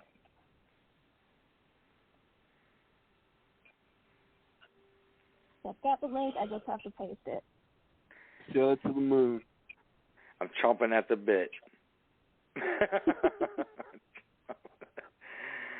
My nails are to the cubicles. I am leaving this one unpublished for now because I'm going to be putting it in my book. So I'm just sharing the Google Docs. Whoa, I don't know how. Where's this going to take me? It's just a Google Doc. I see how it works. I was like, oh no, my virgin eyes. Yeah, the doc's there. My virgin eyes. Thank you, Mr. Mars. All right. Someone had requested a Mother's Day poem for their sister, and that was all the detail they gave me. So this is what came of it. It is titled Home. To the woman who mothered me when she was not my mother. Thank you. Thank you for loving me, for raising me even if you did not know what you were doing. You have taken so many days to make sure I was safe, to encourage me each time I had fallen. We have shared so many moments, a passing glance of reassurance when I didn't know what to do. We were in it together, us against the world when the world was full of woes. I know it wasn't easy. I know sometimes I can be hard to love, and yet you have nurtured each part of myself, watered my soul in a garden you did not plant. You have tended to me, sung lullabies to my leaves, and watched me grow. Ma, Milovana Mashka, my dearest protector, my neighbor, my sister, my friend. I did not belong to you. Like a stray kitten shivering in the rain, you welcomed me still. Even when I tracked mud on the couch and lashed out because I didn't know what to say. I wasn't always sure of my worth. Wasn't sure if I was fully settled in your heart. Couldn't let myself be loved lest I was thrown away. You loved me anyway. I don't know what I did to deserve you. Ama, I know I haven't always taken your advice. Had to somehow prove I was right despite everything saying I was wrong. I'm sorry. Please know that I love you regardless. I will pick wildflowers from my bones so you can see how I've bloomed. With love, the person you are raising me to be. P.S. If I inhale deeply enough, I can still sense your presence in the fields of myself. Perhaps, if you look closely, you will see your imprint in my skies. You are always there, beloved, even when it rains. End of piece.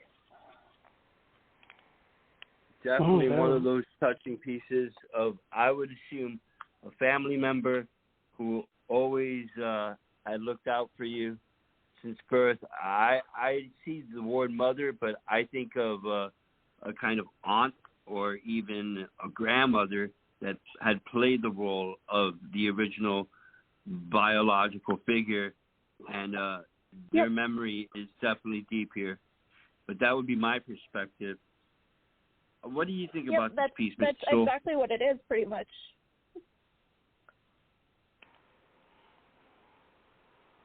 So. Oh, okay. I didn't know what was going on there.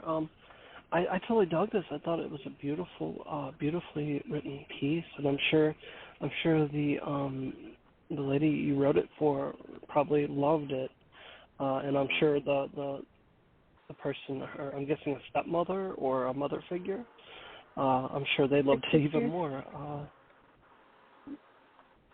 It was what, her sister's mother? Yeah, it was a sister. Her sister. I'm assuming that, like, her sister helped raise her. Oh, I got you. So right. It's like an older sister thing. I got you. Okay. Yep. That's even better. Okay. I mean, well, not even better, but I get it. Yeah. That made sense in a couple other parts to me. But no, I loved all this, especially down towards your ending where you're talking about your PS, where you're talking about the presence in the fields of myself. Perhaps if you look closely, you'll see my imprint in my skies. You're always there, beloved, even when it rains. And then I also loved the metaphor of you saying, where was it? Oh, right here. I will pick wildflowers from my bones so you can see how I've bloomed. That was an awesome line right there. A very enviable line, honestly. And yeah, definitely badass. I loved it. Yeah, I read that to my mom, and that line literally made her gasp out loud. Ooh. Don't drop. You were right. It was Silk Adam. Didn't see her drop off that studio board. So next one to respond would be Lady A. How do you feel about Beautiful Blade Mars's poem? Well, I thought this was magnificent, really. I think that, now, I just want to get it. Was this your sister, Mrs. Mars? No. I got a request from someone on TikTok to write a Mother's Day poem for their sister. Ah, okay. Well, this is just so beautiful, and I loved all of it. But what lines jumped out at me were the same ones that Silk had picked out. And I will pick wildflowers from my bones so you can see how I've bloomed. This line, to me, is so powerful because it shows the imprint of the influence that this sister had on her younger sibling. Just a brilliant, brilliant line. You can see her plucking that flower out from herself to show the love and the importance, and as I said, like the influence that this older sibling had on her little sister. And then the pièce de résistance, as they would say en français. Sensing her presence in the fields of myself. And perhaps if you look closely, you will see your imprint in my skies. You're always there, beloved, even when it rains. This just is brilliantly written. I don't say that lightly because I love words, and I love when words move me. And these words in this poem, all of them move me, but those two lines in particular were just brilliant. And it shows the depth of a person's love. I'm sure this woman, this girl, friend of yours, who asked you to write this, was blown away by this piece. And I would have liked to have heard her gasp because it was gasp worthy for sure. It just is a brilliant piece. I would like to save it, but I can't because you haven't published it yet. But it's just you should be so proud of yourself to be able to write this way. It's gorgeous. Mm. Thank you. You're welcome.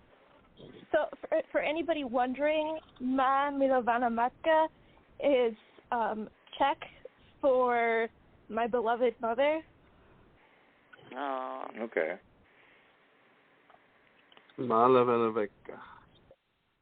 Yeah, that's real catchy too. There, when it comes to those expressions, if you want to learn a language, something like "love mother" is essential on breaking that lingual boundary. Adam, your take on Beautiful Blade Mars? Oh, yes. I'm going to just probably be a reverberation and echo of everything that has been said. But I take this actually quite personally. For one, my mom was an orphan, raised by her older siblings. First, her uncle, who gruffly took the reins. From there, she dropped through the hands of two sisters, who were the sequential matriarchs. And through my life experience of hearing the tales in her story, this spoke to my soul, because I am a part of my mother. Therefore, I'm a part of her story, and her story matters to me. And a story of being orphaned and left in the hands of a caretaker speaks to me. This was beautifully well done, and she did it in an intelligent way that it carries the idea. It's not overly, because I can tell. I know from personal experience how someone in this position feels, right? Because my mom was an orphan and raised by her sisters. So I know exactly the details of that emotion from being connected to her. And she did it to a T. It's not so gushy that, like, you're lost swimming, but it would be fine, because that can happen, of course. But it kind of has a temper, and I hate to use the word, but it has a holding back, a little bit of holding back, like, thank you for being my example. That's almost the feeling I get, like, thank you for showing me how to be a woman. Thank you for showing me how to live life. Thank you for showing me how to exist. Because if it wasn't for you, the rain, and just like Lady A said, that last, of course, that's where Blade gets you too, especially in her anecdotal, I don't want to say anecdote, but the letter style means she does so masterfully and uniquely and almost solitarily. I don't think anybody else does this on it. I mean, I haven't scoured all poetry to find if anybody else is doing letters, or anything of that nature. But the PS, her postscripts, is where she hits you, hits you, and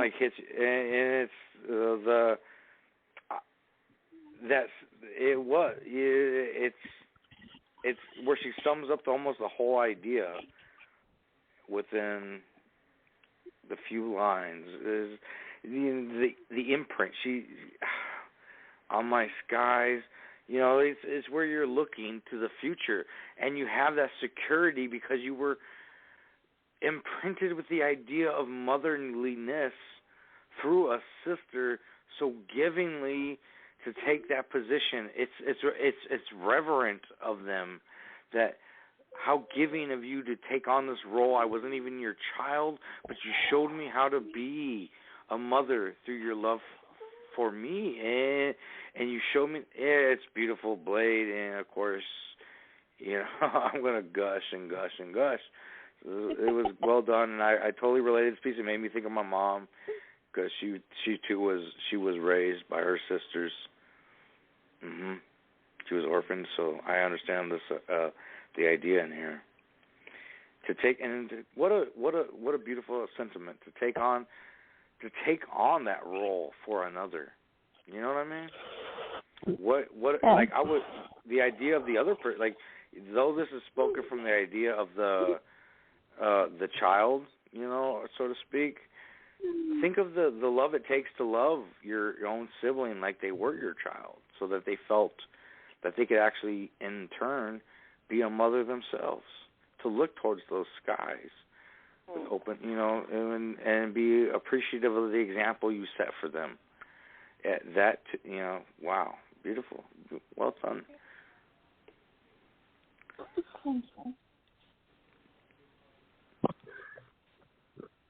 Great feedback, Adam. You had that emotional sense going for you the entire time with Beautiful Blade Mars. Let me see the studio real quick. I think Boo's dropped, so we're going to move on with the recital with her not here. And the next piece is going to be Raconteur's Cherish. I have the SoundCloud this time. All right. Thank God. Listen up, guys. Cherished by Raconteur. You had no intention of making it easy, offering little hope to an arrogant smartass seeking your affection. The harder you tried to prove that you were broken, the more certain I was I'd uncovered perfection. I don't bother with hellos that only lead to contentious goodbyes, accumulating salinated droplets that fall indiscriminately from once placid eyes. My bones crack and pop like a geriatric clock as I wander the wreckage of a life come undone, searching for that which was once beautiful, but now only serves to blot out the sun. Convinced there will come a moment to justify the pain, somehow reigniting that spark, nurturing it gently to a roaring flame, hanging on to what once was, despite knowing things will never be the same. Even if we can't repair the devastation, trying will never be in vain. Our future may be written in the stars, but it's our choice to walk together. Tell me you want me by your side, and it's there I will remain forever. End poem. Our fate is written in the stars. Yeah, that reminds me of John Lennon's Woman. There's a line there in that 70s song, but this is beautiful coming from Raconteur, you know, saying and promising to someone else that I'm going to forever remember you. How sweeter can a person be and sincere that their heart reaches out to this object of affection prior to love. Lady A, would you like to comment on this piece? Or Raconteur? You know, Rack has a brilliant ability to grab your heart and squeeze it till you bleed to death. And I don't say that being a smarter aleck either. I truly think that there's so much of himself in his poetry when he writes. It's excruciating sometimes. There's a lot of pain in his writing. And, you know, my bones crack and pop like a geriatric clock as I wander the wreckage of a life come undone, marking time, searching for that which was once beautiful and now only serves to blot out the sun. It's full of sorrow and pain. Wow. Tell me what you want me. Tell me you want me by your side, and it's there I will remain forever. I just want to cry when I read his stuff, and this one's very, very sad, exquisitely written, and just full of emotion. Yeah.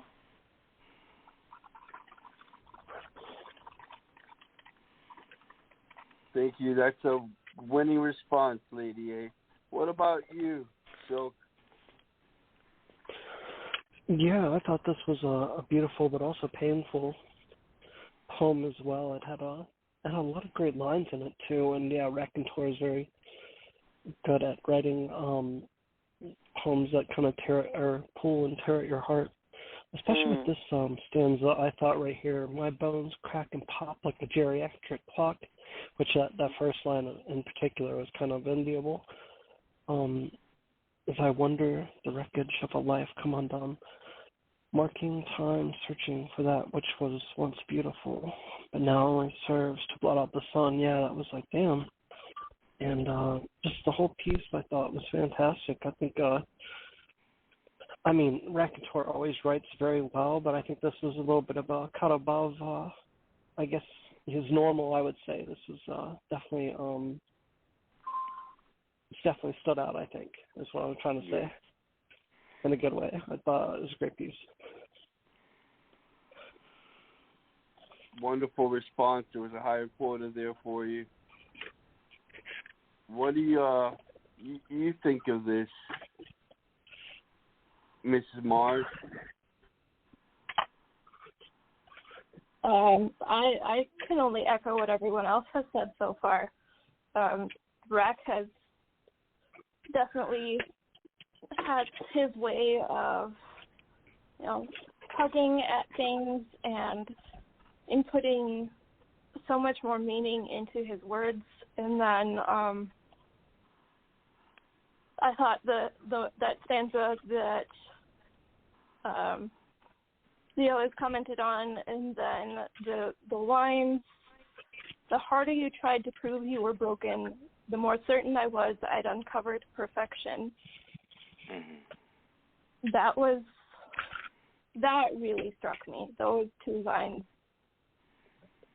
really struck me, and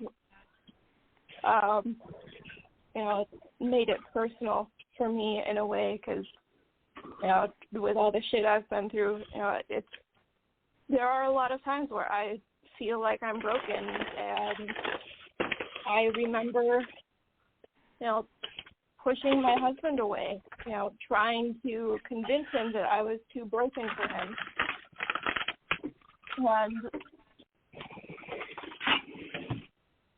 And that just really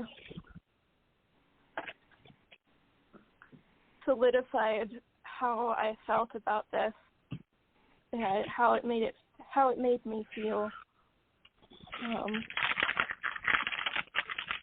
Hanging on to once was, despite knowing it will never be the same, even if we can't repair the devastation, trying will never be in vain.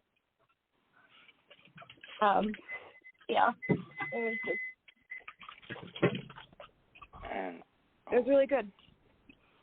I really enjoyed it. All right, back by popular request in the studio, Laughing Soul. Are you there? Hi. Sorry, there has been some issue with the connection, I guess, So, you sound better now.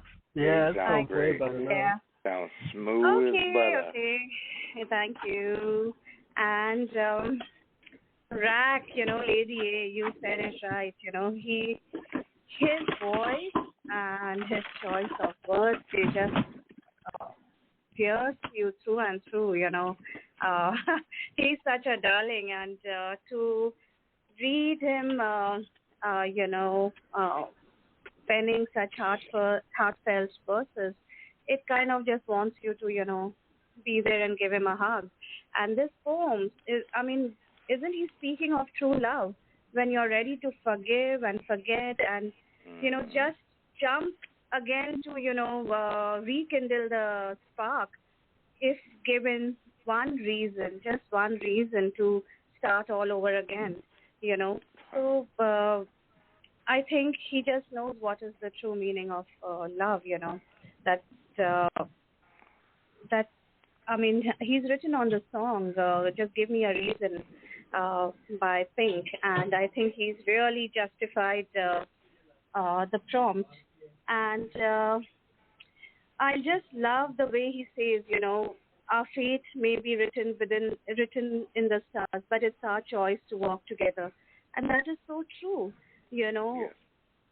You need to want to be together, and that's the only way you will, if the want is the want and the desire and the love is bigger than your needs and demands and selfish motives. And I mean, I think you can overcome every hurdle, but that want and need to be with each other should be there, which he has highlighted beautifully.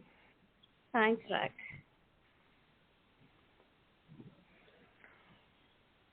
Yes, and Adam, before you go, I just wanted to mention Laughing Soul is going to be the last one on the mic with the SoundCloud, and we're going to comment her piece and then end. So thank you all for coming out tonight. I'm going to do my acknowledgments after we say goodnight.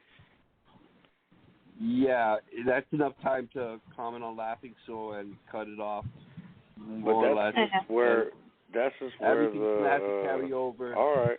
To some other time. Sorry for the writers who weren't heard tonight. Your poems will be read and heard. That's fine. Well, thank God we get her, a Laughing Soul piece. Can I comment on this, Razz? Can I comment on Rack? Please, Adam.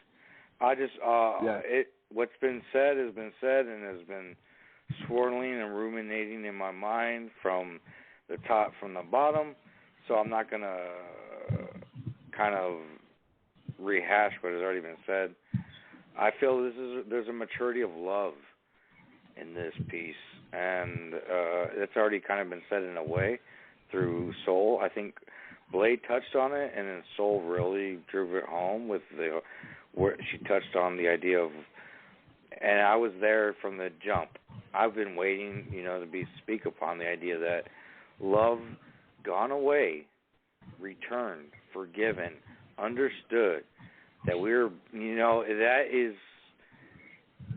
is some of the highest, and that harks back to the idea of the cage burn. You let love go. If love comes back, returned again one day, it's true love. There's no motives, as Soul spoke on, anymore. The understanding, it's all disappeared. It's all fallen away. There's such a longing and depth understanding. That's the emotional intelligence of this piece is stellar. It's stellar. How can you? Some people don't understand. How do you let love leave you? How do you not want to possess it? Right? You in your heart, you're like, I must possess love. I must not let it leave me. I must, but to understand the idea of letting it go, to allow it to leave and be itself, the other person, whatever, to allow it to leave, to fly away, to find itself, and if it comes back again, to speak somewhat metaphorically, as a bird, to sing its songs to you again, and to accept it and understand. I know why the cage bird sings. It's fucking Rack kills it, and he kills you. He breaks your heart. But then, as you read through it, you understand the maturity, the level of emotional intelligence in this piece is great. It's a good piece. And comment.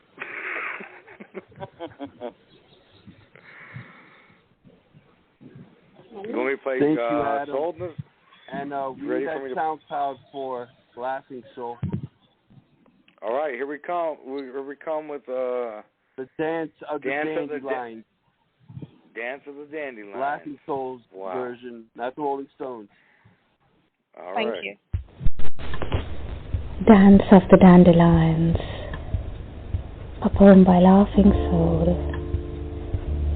Ballet gossamer wings twirling in sunshine, dainty curled toes kiss dreams carmine. As under wishes afloat, dandelion whispers, fragrances dulcet drench the skyline. Buds unfurl pearly frills, awaken in every nook mirthful moonshine. Spring blossom streams anew, love somethings coyly entwined. End poem.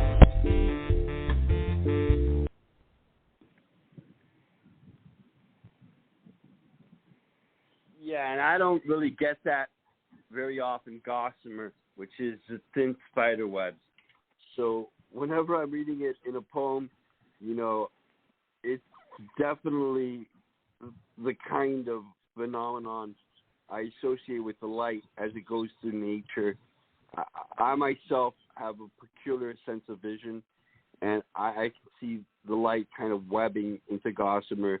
And here with the dandelions, it stands out that there's an intricate pattern there within nature. What do you feel about this piece, Lady A? Well, first of all, what a beautiful voice. And just makes me feel like I want to curl up in some of those gossamer wings. I love the take on the picture. I'm assuming the picture was the prompt, and the ballet gossamer wings twirling in sunshine. Dainty curled toes kiss dreams carmine. I think this is so pretty and lovely and light and beautiful. The floating part of it, you've made your words float.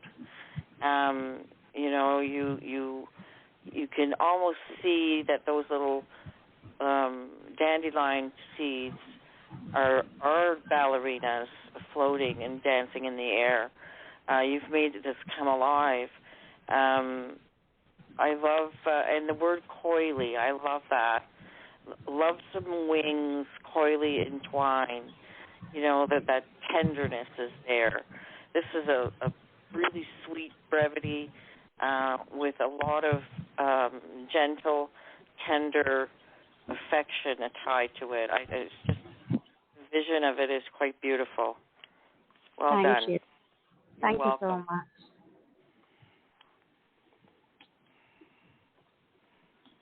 Great feedback. So, response over to you on the panel.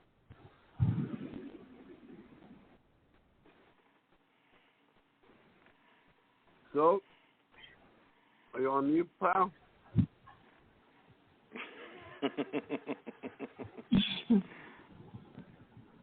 Playing video games? Well, we might have to move forward from him. Blade, maybe. I suppose I'm a suitable replacement.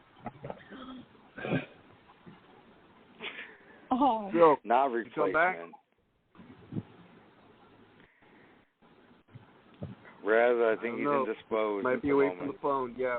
All right, Mrs. Mars, what do you think of Mrs. Soul's piece? Well, I love brevity that is well done, and I love the word choice and the word bank in all of this. Gossamer and carmine, asunder. It's just there's so many words that you don't hear a whole lot nowadays, and love some wings coyly entwine. I love the word coy. I don't use it often enough, and this piece reminded me of that. It can be used in more than one way, and just the feelings that it invokes. It was very well done. The music went with it perfectly, and when you're doing a brevity piece, you got to make every word count, and she did just that. Thank you, sweetheart. Thank you so much. Mm-hmm. Okay, that is definitely something to notice about. I think literature in general, we don't really talk like any of those books. Adam, what about you and Mrs. Soul? My goodness, what beautiful. Maybe I'm way off base here, and I know it's gonna be. you know what? Let me maybe hit a no-hitter here, or pitch a no-hitter, or hit a 3,000, because I feel this is sensual.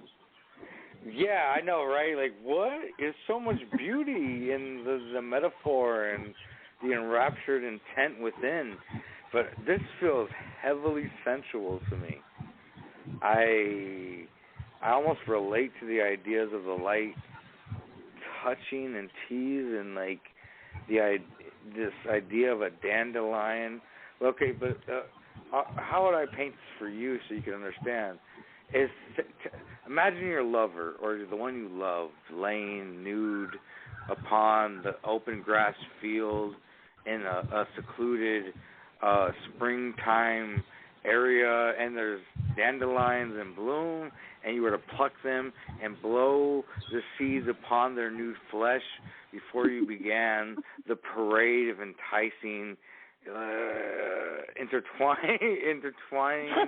So that, yeah, what I'm saying is, like, this invokes, yes, it's beautiful, but it invokes a sexuality.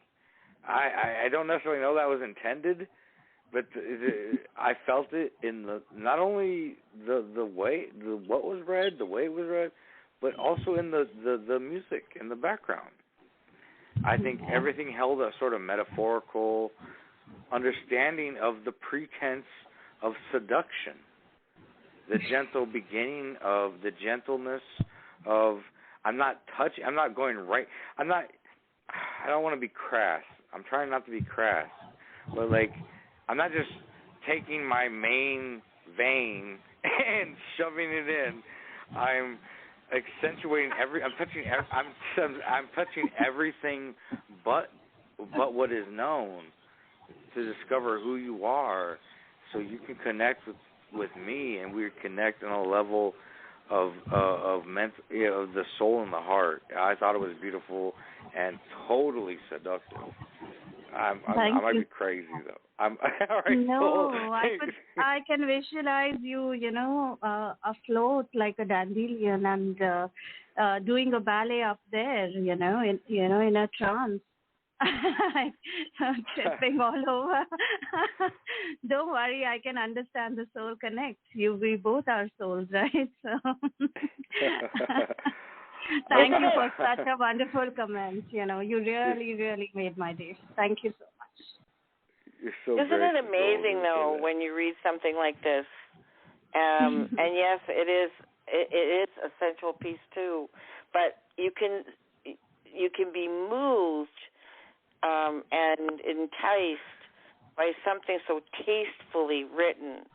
Right. It still loses sensuality, but it's so tasteful. It's like less is more, but the more is more.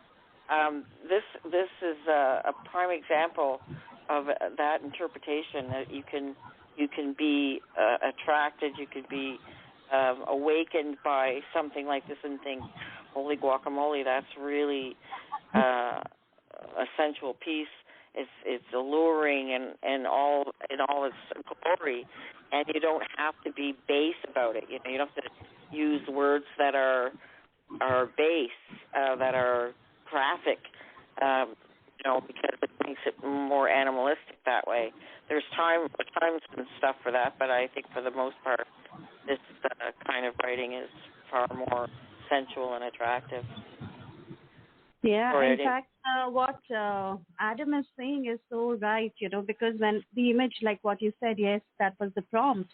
And when I saw the photograph, it actually took me on a trip, my words were just flowing, and it was exactly like what Adam is saying, it was like feather light, just being up there, like entwining, being coy, and, whatever you may imagine, it just took me on a trip with it, So, yeah, thank you so much for such wonderful comments.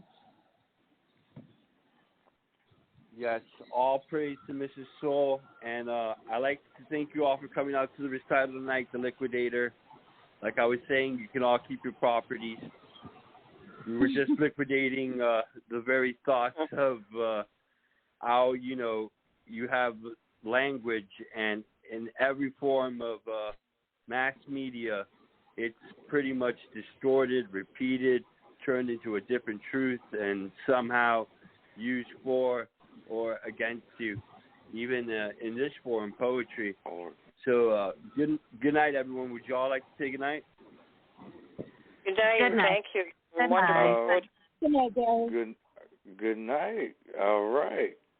Sweet dreams. My acknowledgments go out to Kitty the Naughty Poet, William Stafford, Garden Delights, Mozart, The Magic Flute, Wayne Jen, Incubus 2, Solo, away in hiatus, Krypton Kush, Clubhouse and Small House hearing earlier today from LCN, Lady A, The Lone Wolf Project, Sinister Spital, Bringing It to My Light, Comfortably Numb, All Apologies to Roger Waters, Mrslilboo, Lunch Hour Break, Silk Black Rose, Cyberpunk Fiction, Beautiful Blade Mars for unsolicited work, Spectral Band, Raconteur, all our parents, how else would we be here, Laughing Soul, and for more Soul Weaver, that you were on board.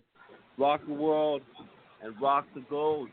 From LCN, this has been another edition of The Liquidator.